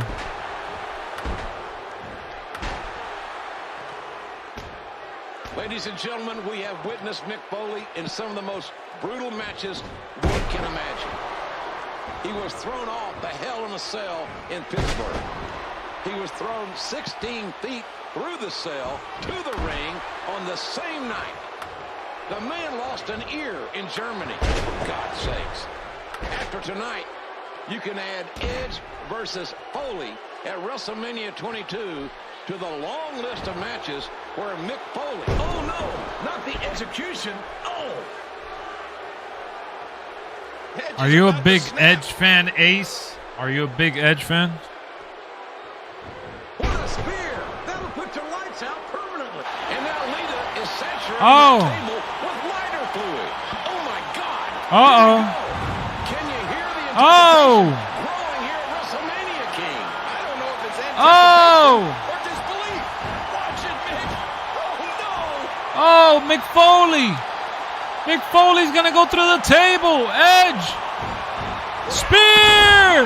Spear! And he's bleeding. Spear through the table. Classic WWE, baby. Listen to this place explode. Listen to this place go crazy.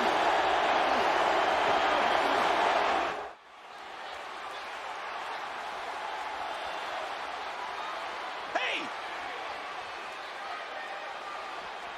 Oh, look out here. Sending him back into the ring. Ow, what an elbow. And here we go. Back into the ring. DDT. I understand Edge is a consummate showman, but he may want to worry more about defending himself. All right, here we go. The pin He's count. got his shoulders planted to the mat, and he kicked out. What brutality. Well, that would put almost anyone else away. You have to remember, this is Mick Foley we're talking about here. And there are those famous educated feet. Edge on the move. And Edge smashes his opponent's face into the floor. Here we go, y'all. Spear for the last time. And spear. Edge practically spit him out of his liver. There we go. He's going for the 3 count. Here's 2. Oh, my God. Do you smell Oh, what the hell? How could you not smell it? Here is your...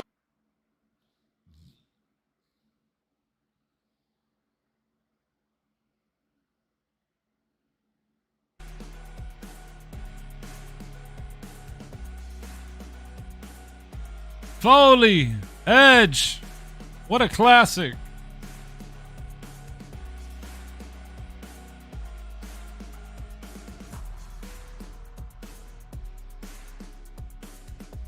Damn, Edge was undefeated at WrestleMania, he said.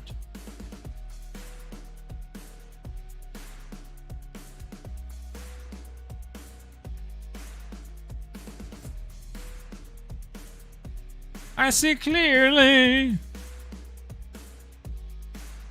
Undertaker versus Batista. At the 2007 Royal Rumble, Undertaker outlasted 29 superstars to earn a world title shot at WrestleMania 23.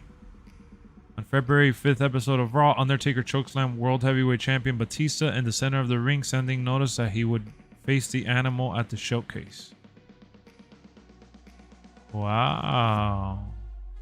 In the weeks leading to WrestleMania 23, Batista and Undertaker were paired in tag team matches. Batista claimed to have respect for the dead man. However, after several attacks by Undertaker, Batista claimed to no longer respect him. This point was reinforced at No Way Out when Batista delivered a massive spine buster to his WrestleMania opponent. Tarnishing his legacy? Why?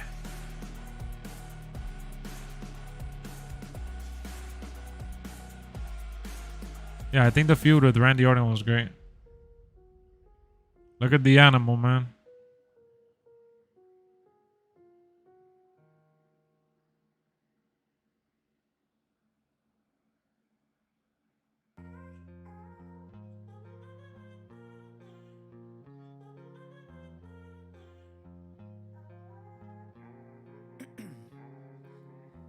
In my veins, I've been driving this train, years in this lane, there's no stopping this flame, cause I came to the game and I changed it to play how I like, rearranged it to my own domain. Yeah, I walk the line, taking shots, skipping breaks, feeling lost, feeling great, popping off, singing straight, never stopped, never changed, all the squad here to play, and I've got something to say. Yeah, I work hard each and every day, sick of all these people talking.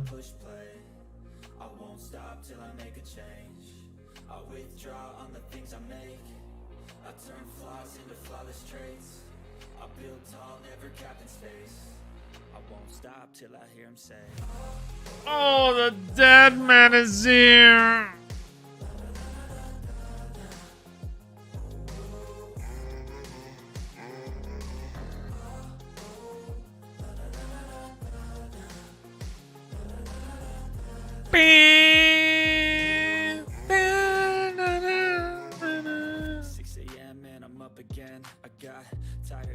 need a cup of blend, that's right. In the AM, that's my only friend. The Undertaker. Up on the horizon, I lose track of time. Yeah, I move fast and climb. A new class divine. Yeah, true passion shines, and I'm through passing time. I choose stacking dimes. You snooze half the time while I move passing by.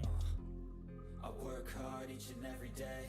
He's getting Sammy over? I wouldn't say he's getting Sammy over, honestly. I won't stop till I make a change. I withdraw on the things I make. I turn flaws into flawless traits. I build tall, never cap in space. I won't stop. Sammy has gone over more because of this crazy stuff he's done in his matches than the promos or being associated with Jericho.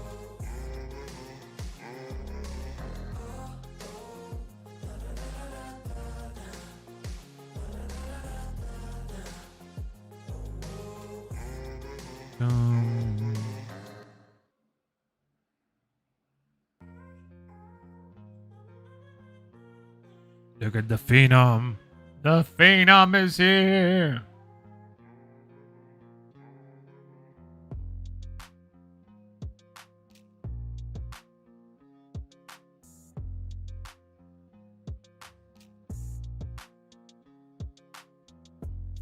You're installing AEW Fight Forever right now? Oh, I didn't know you didn't have it. Or at least I forgot.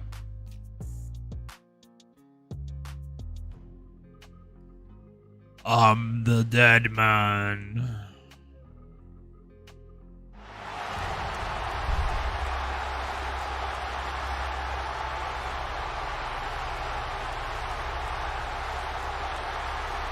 World Heavyweight Championship, baby.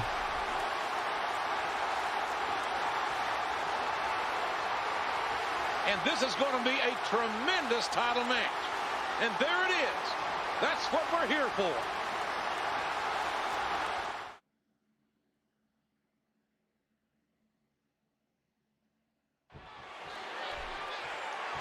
The sixth.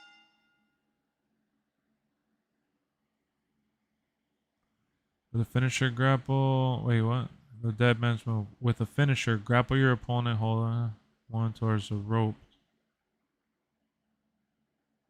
Okay. 5'5", 290-pound champion Batista facing off against the 6'10", 300-pound challenger, The Undertaker.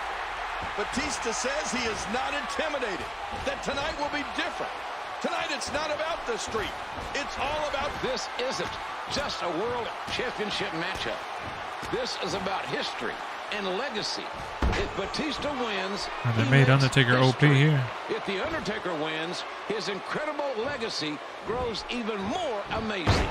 Batista is intent on ending the streak tonight, JR. His focus tonight is the key for him. Many superstars have tried to defeat The Undertaker at WrestleMania, and none has succeeded. If anyone can end The Undertaker's streak, it's Batista. You hear how his leg connected? What do you guys think? Call the paramedics. The backbreaker is in effect. The Undertaker finding his groove How against did he get a signature and I'm whooping his ass? Champion Batista. Well, Batista has a... Wow. There's a pin. Referee taking their time, getting to that count. He's ready. He's setting him up. Batista's going for the kill. Batista, for the majority of his championship reign, has fed off the energy of the fans. But tonight, the fans are not supporting him. Well, a mixed reaction for a number of reasons, JR. First off, it's the respect. What intensity.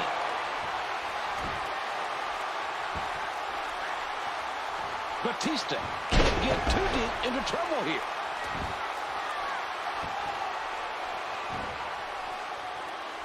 Batista. The dead man has Batista reeling.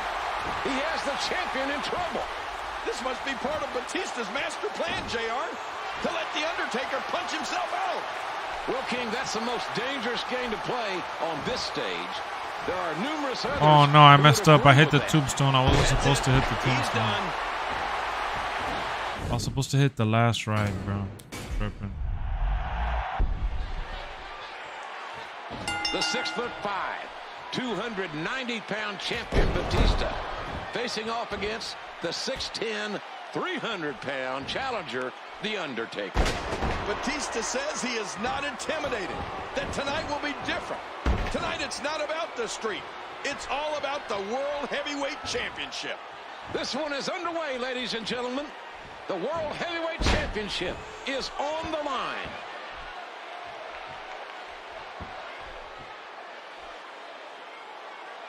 Picks him up like a toy.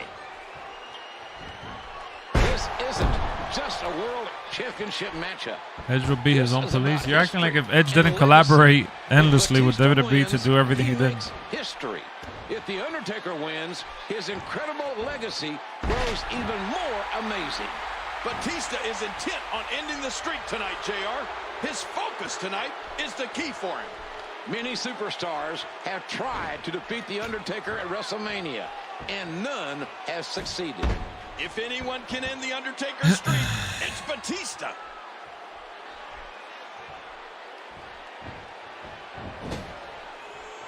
He's putting those educated feet to good use. He's giving it his all, but will it be enough? I know you never said that, but what you're stating is redundant. Everybody in AEW is their own police.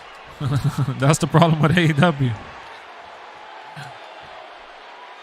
Man, what a collision that was.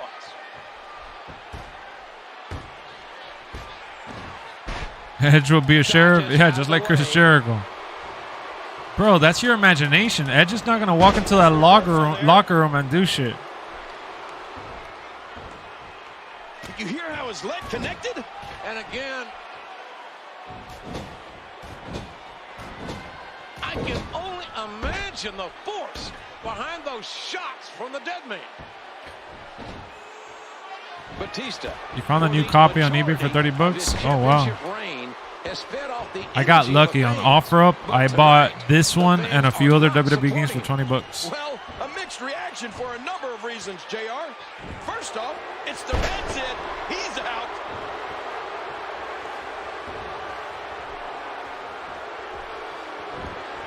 Batista looking to kick out. There's going to be a lot of offense in this match. Just look at Batista. Damn, too late. This is as aggressive as I have ever seen Batista. Batista's kicking my ass. No fear of The Undertaker here tonight. There are few men Because walking Brian Russell's New that Japan aren't afraid stuff. of the Undertaker, and even fewer with victories over the dead man. The Undertaker is one of the best, most naturally gifted W Undertaker, finding his groove against the powerhouse World Heavyweight Champion Batista. Well, Batista has a real chip on his shoulder. He thinks he deserves all the accolades the WWE has to offer. Oh my gosh!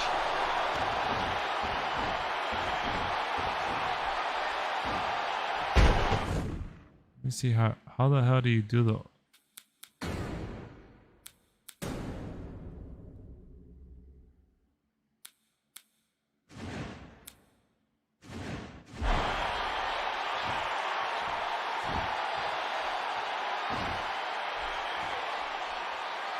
Batista can't get too deep into trouble here.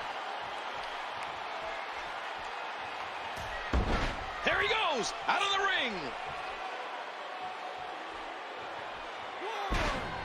And here we go, back into the ring. Taker reverses it.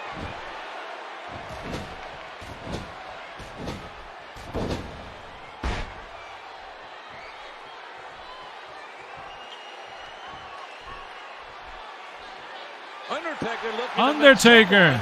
Rest in peace. Uh-oh, Undertaker. Undertaker. Oh. Batista reeling. He has the champion in trouble. This must be part of Batista's master plan, JR. To let the Undertaker punch himself out. Well, Ace, why do you that's the sound like most you work for dangerous game to AEW, bro? play on this stage, there are numerous others who would agree with that.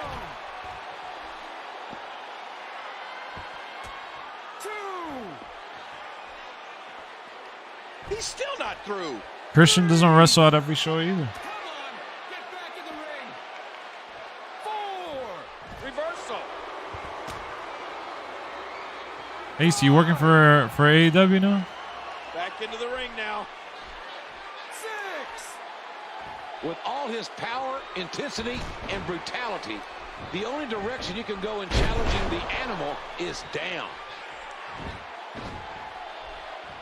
Taker. Good grief. The Phenom looking to dismantle him here. What punishment?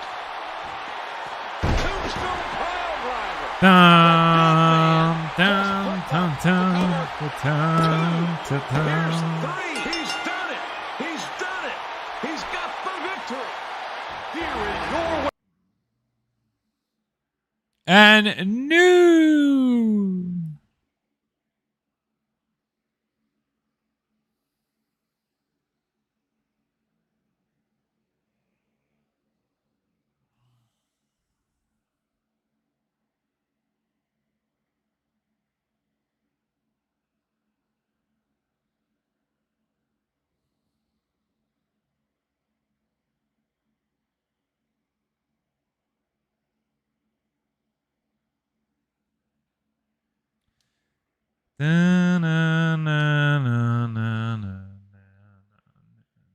Next would be John Cena versus Shawn Michaels.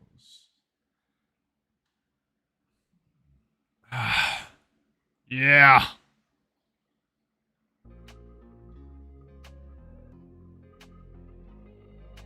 All right, since you want to talk about Edge so much, we'll talk about Edge. In case you guys were wondering why all these Edge rumors are spawning left and right online, Edge and WWE are no longer under contract. WWE, in fact, has removed Edge from the internal roster. What that means is that they're not utilizing him. They can't utilize him. They can't utilize him, and they won't be utilizing him. And he hasn't re-signed with WWE. A lot of people are under the impression that it's a given he is AEW bound, which I believe his contract officially expires this weekend. And supposedly he could show up at Wrestle Dream or Dynamite. And, who knows with how Dynamite just ended this past week. Jay White got attacked by some mystery men in masks. And of course, they were small. They looked more like Roderick Strong. But people online are speculating that Edge can show up. Yes, his contract expires October 1st, which is the same day Wrestle Dream is being held. So there's a lot of rumors, a lot of predictions, but truth of the matter is this: we don't know what Edge, aka Adam Copeland, is gonna do. I still feel like he didn't have that big retirement match, but he did have a nice match with Sheamus on SmackDown to pretty much wrap up, you know, his WWE run that he was last on. And he faced the Judgment Day like 20,000 gazillion times, even tag teaming with Rey Mysterio, someone who he admires. So what he did in WWE was cool, but it got a little old. It got a little old because he kept facing the Judgment Day over and over and over and over, so it got a little worn out. But can he join AEW? Will he join AEW? I think it's up to Edge and how he wants to go about ending his career once and for all. I know Christian is there, so obviously he could tag team with him, he could face him, and that's like everyone's dream send-off. Edge versus Christian one last time, or tag teaming one last time and doing like this epic finale for what has been a special career, finishing how he started with Christian by his side. So how do you guys feel about that? Do you want to see Edge in AEW? Do you want to see Edge outside of WWE in general? Is that something that you're interested in? Are you that much of an Edge fan? Do you care about this at all? Do you think AEW is going to benefit from having Adam Copeland? For me, I think Edge should do whatever feels right. And if that means signing with AEW and having one last run with Christian Cage, then I'm all for it. I'm all for seeing these superstars fulfill their careers however they see fit, especially when a guy like Edge, who can still go, is in top tier shape and, you know, a great performer. I don't see nothing wrong with him going over to AEW. But we'll see what happens. We'll continue to cover the story of Edge and his contract as it expires on Sunday. And if he ends up joining, you better believe it, we're going to be breaking it down on stream. So if you guys love wrestling and gaming in general, we have flashback streams like 2k14, 2k23. 2k22 is ending with their servers real soon. But we got more wrestling on the channel. Subscribe. That's all I got to say. We'll see. I know. Jericho has done great in AEW, Ace. We get it. He's living proof that you could do it. Sting as well. AEW has a good track record for utilizing these older superstars. I know. You're right.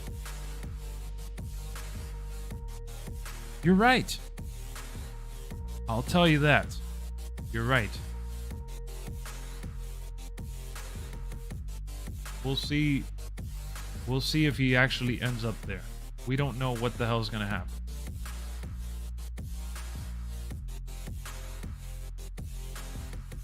I don't get why people are worried. Well, you know, with everything else that has happened, Ace is just so problematic all the time, trying to fight against everybody.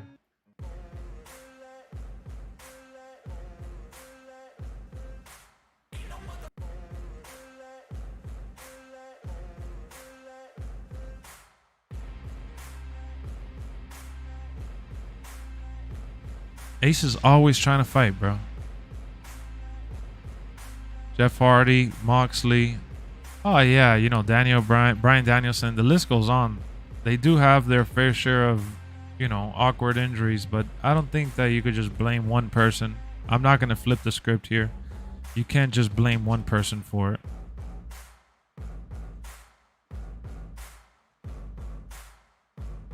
Takes two to tango, y'all. It takes two to tangle.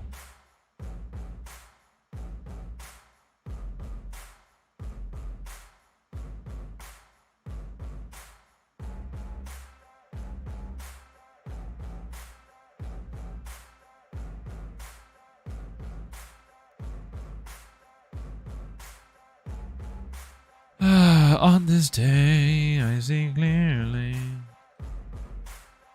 And if he goes to AEW, you already know that his name is going to be Adam Copeland. What if his name ends up being like Edgehead or something?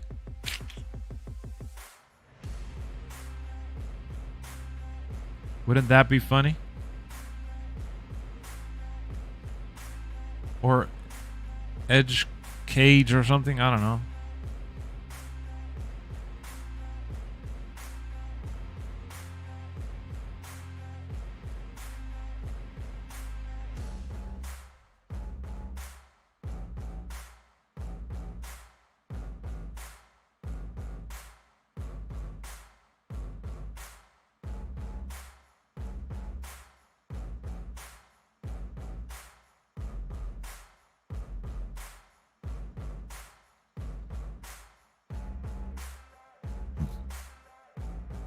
The sharp point. We'll decide to jump off. Edge cage. Yeah. That'll be cool, huh? Edge cage.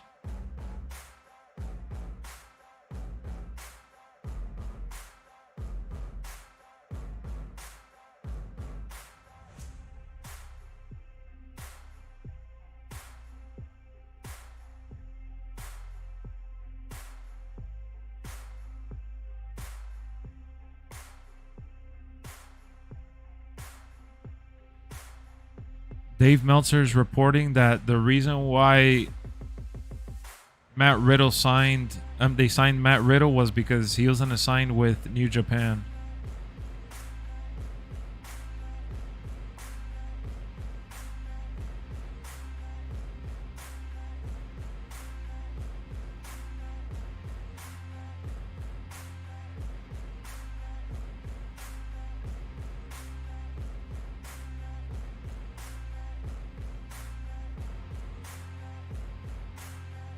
Poor Matt Riddle.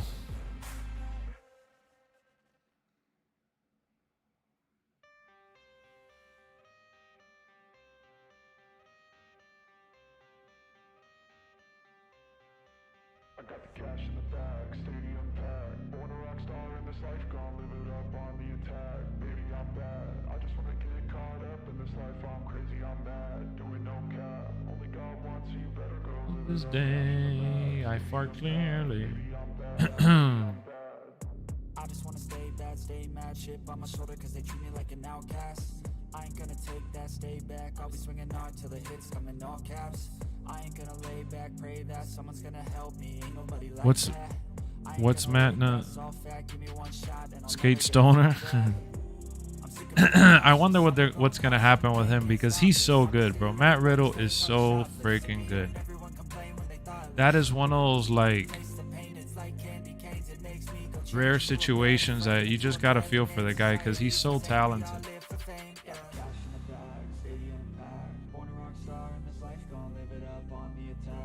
And I liked him. I thought he was awesome. The only complaint I had about him was the barefoot stuff. And I wanted him to be a little more serious, but he became so big in WWE because he was just so freaking good. I remember seeing one of his matches in NXT and being blown away.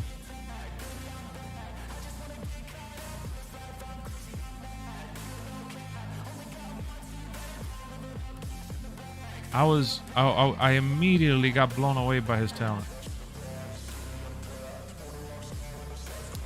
So yeah, we talked about just about everything, y'all. We talked about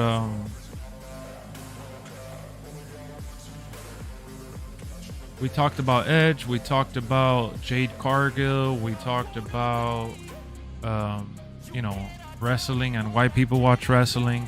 But the last thing that I wanted to talk about before ending the stream, the last thing I wanted to talk about for today, for now,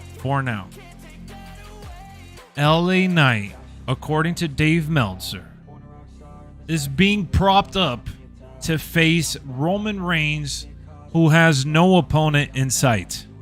Now, AJ Styles has been feuding a little bit with the Bloodline and stuff, right?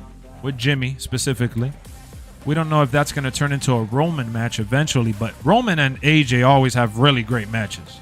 So I wouldn't be against it. I would love it, actually. But LA Knight, as big as he is, And as much as the fans absolutely love him right now, I think him facing Roman for the title, just for Roman to whoop his ass, embarrass him, bury him, what have you, is not the right move. I know a lot of superstars have gotten the Roman rub, like Sami Zayn, Kevin Owens, even Finn Balor a little bit. But look at what happened to Drew McIntyre and other superstars that just didn't capitalize on it. I feel like LA Knight is in this little bubble right now. And not that he isn't ready to beat Roman, because let's face it, anyone could beat anyone. It's a story. But the problem here is not just being any story.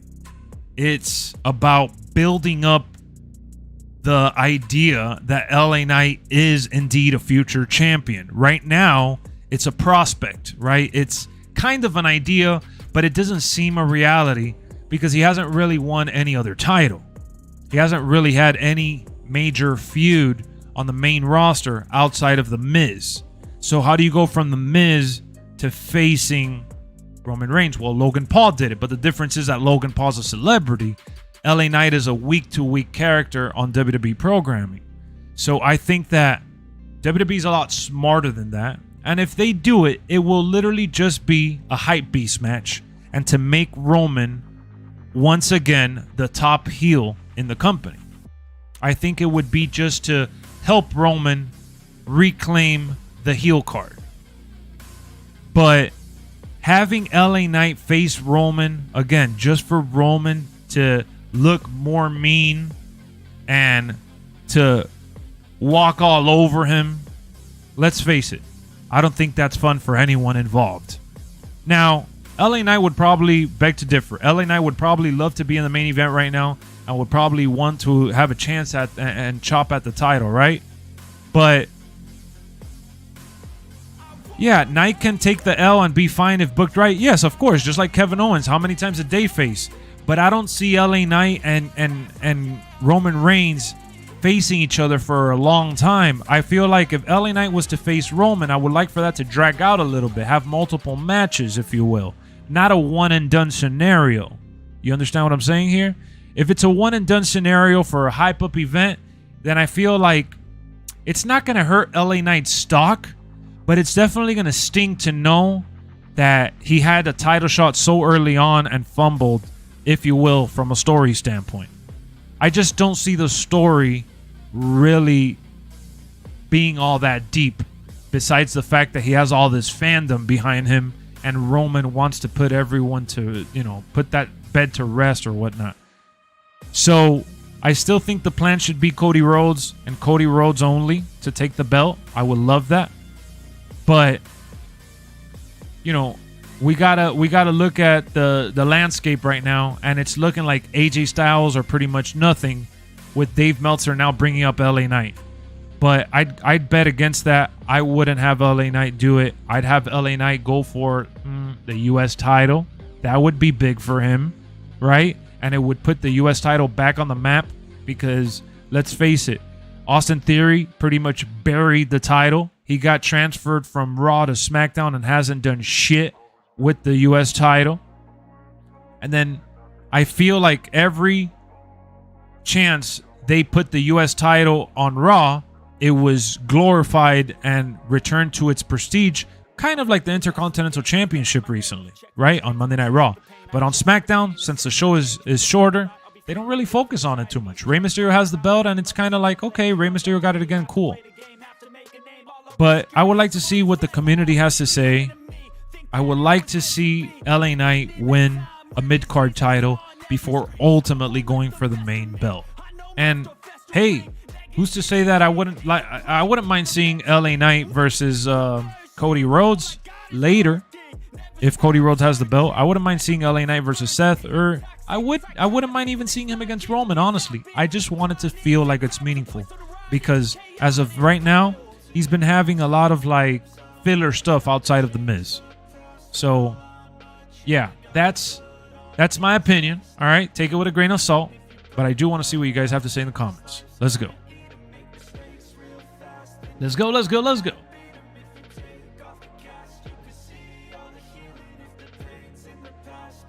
Too early?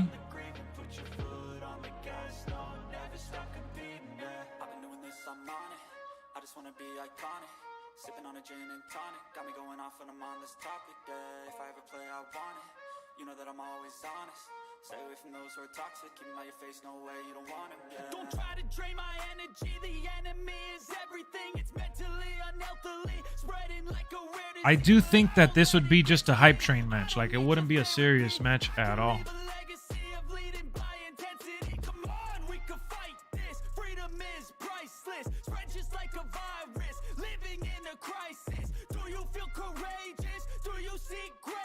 It just doesn't really feel organic.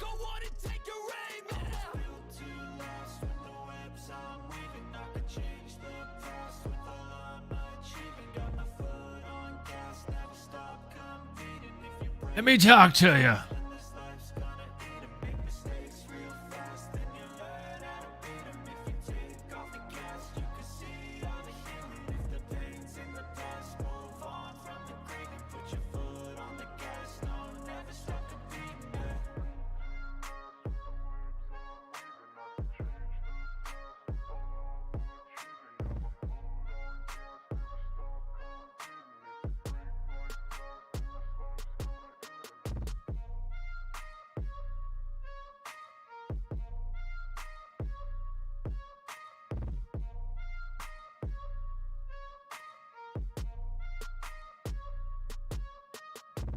Dun, da, dun, dun, dun, dun, da, da, da, dun.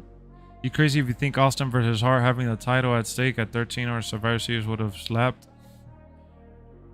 I love it. AJ versus Roman can span months if you want to, for sure. Where's Kerry Sane? Who knows? They still need to build a lineup if they want him to be the guy to the main event, pay-per-view, or after pay-per-view.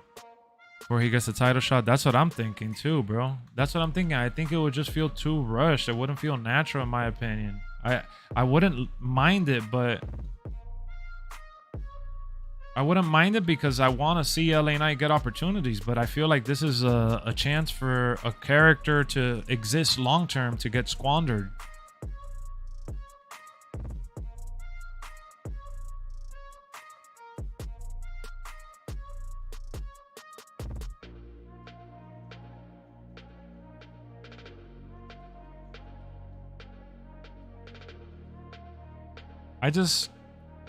I think that would be too much too soon.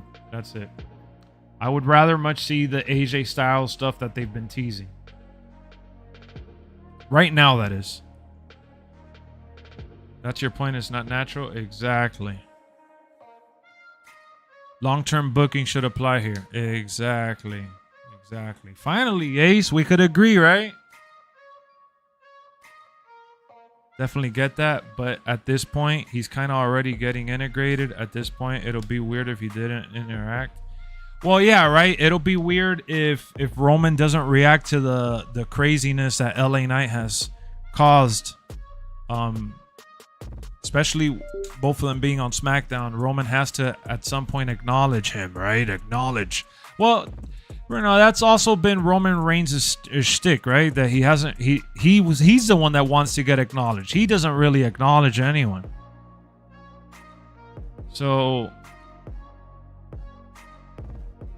I don't know. It could work for him and against him. It's one of those.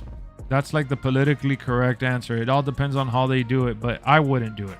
Me personally. If you ask me, Lex, what do you think? I wouldn't do it. Me personally. I wouldn't do it.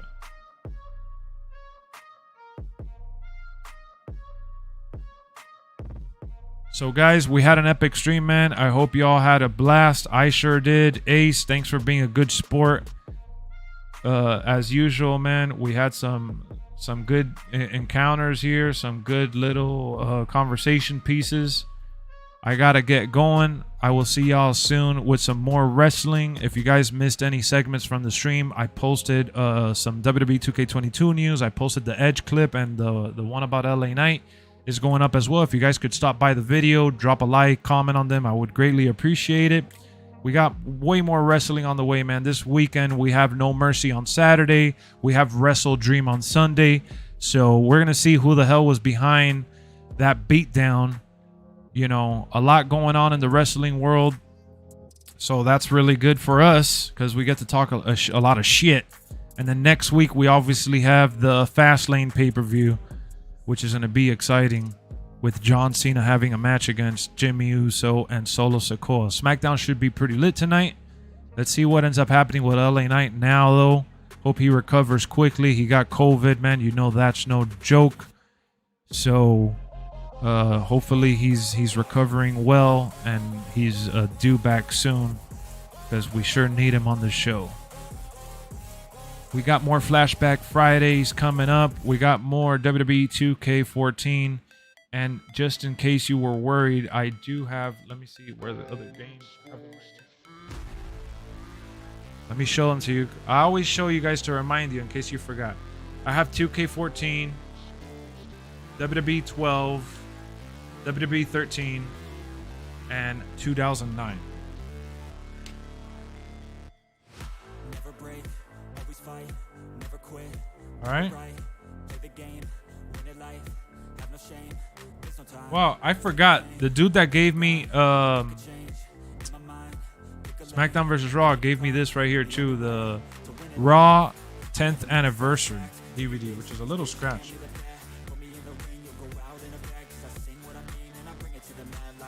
Yeah, we're going to be playing all those games on the Flashback and Throwback Thursdays and stuff. I know that the streams have been a little inconsistent, man. It's been kind of difficult, but we're here doing it when we can. We got more, we got more, we got more. That's all I can say. Have you seen Saw X? I haven't seen it, and I won't see it for a while. But yes, they said that it's one of the best ones out of the bunch. It got good ratings. The one that I'm really intrigued by is The Creator, which I will be watching ASAP. I absolutely love the cast, love the story. The Creator, check out the trailer for it. If you guys like sci-fi, highly recommend it. We got movie reviews, and I did actually a movie update on my other channel where I showed some new movies I picked up. So I hope you guys check that out over at the LexxExpress Plus. All right. So that's it, guys. That's it. We're out of here. I'm done prolonging it. Thank you for tuning in, man. Peace. Let's go. John Kramer? Yeah. Yeah. I never miss, that's fact. Taking big swings, bitch, hand me the bat. Put me in the ring, you'll go out in a bag. Cause I sing what I mean and I bring it to the mad light. Ain't got time to kill, I got time to feel. I took the red pill. I know life's short, so I wanna live real. But how's it supposed to feel?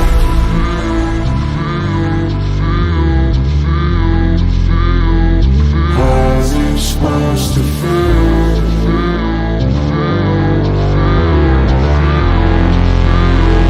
How's it supposed to feel?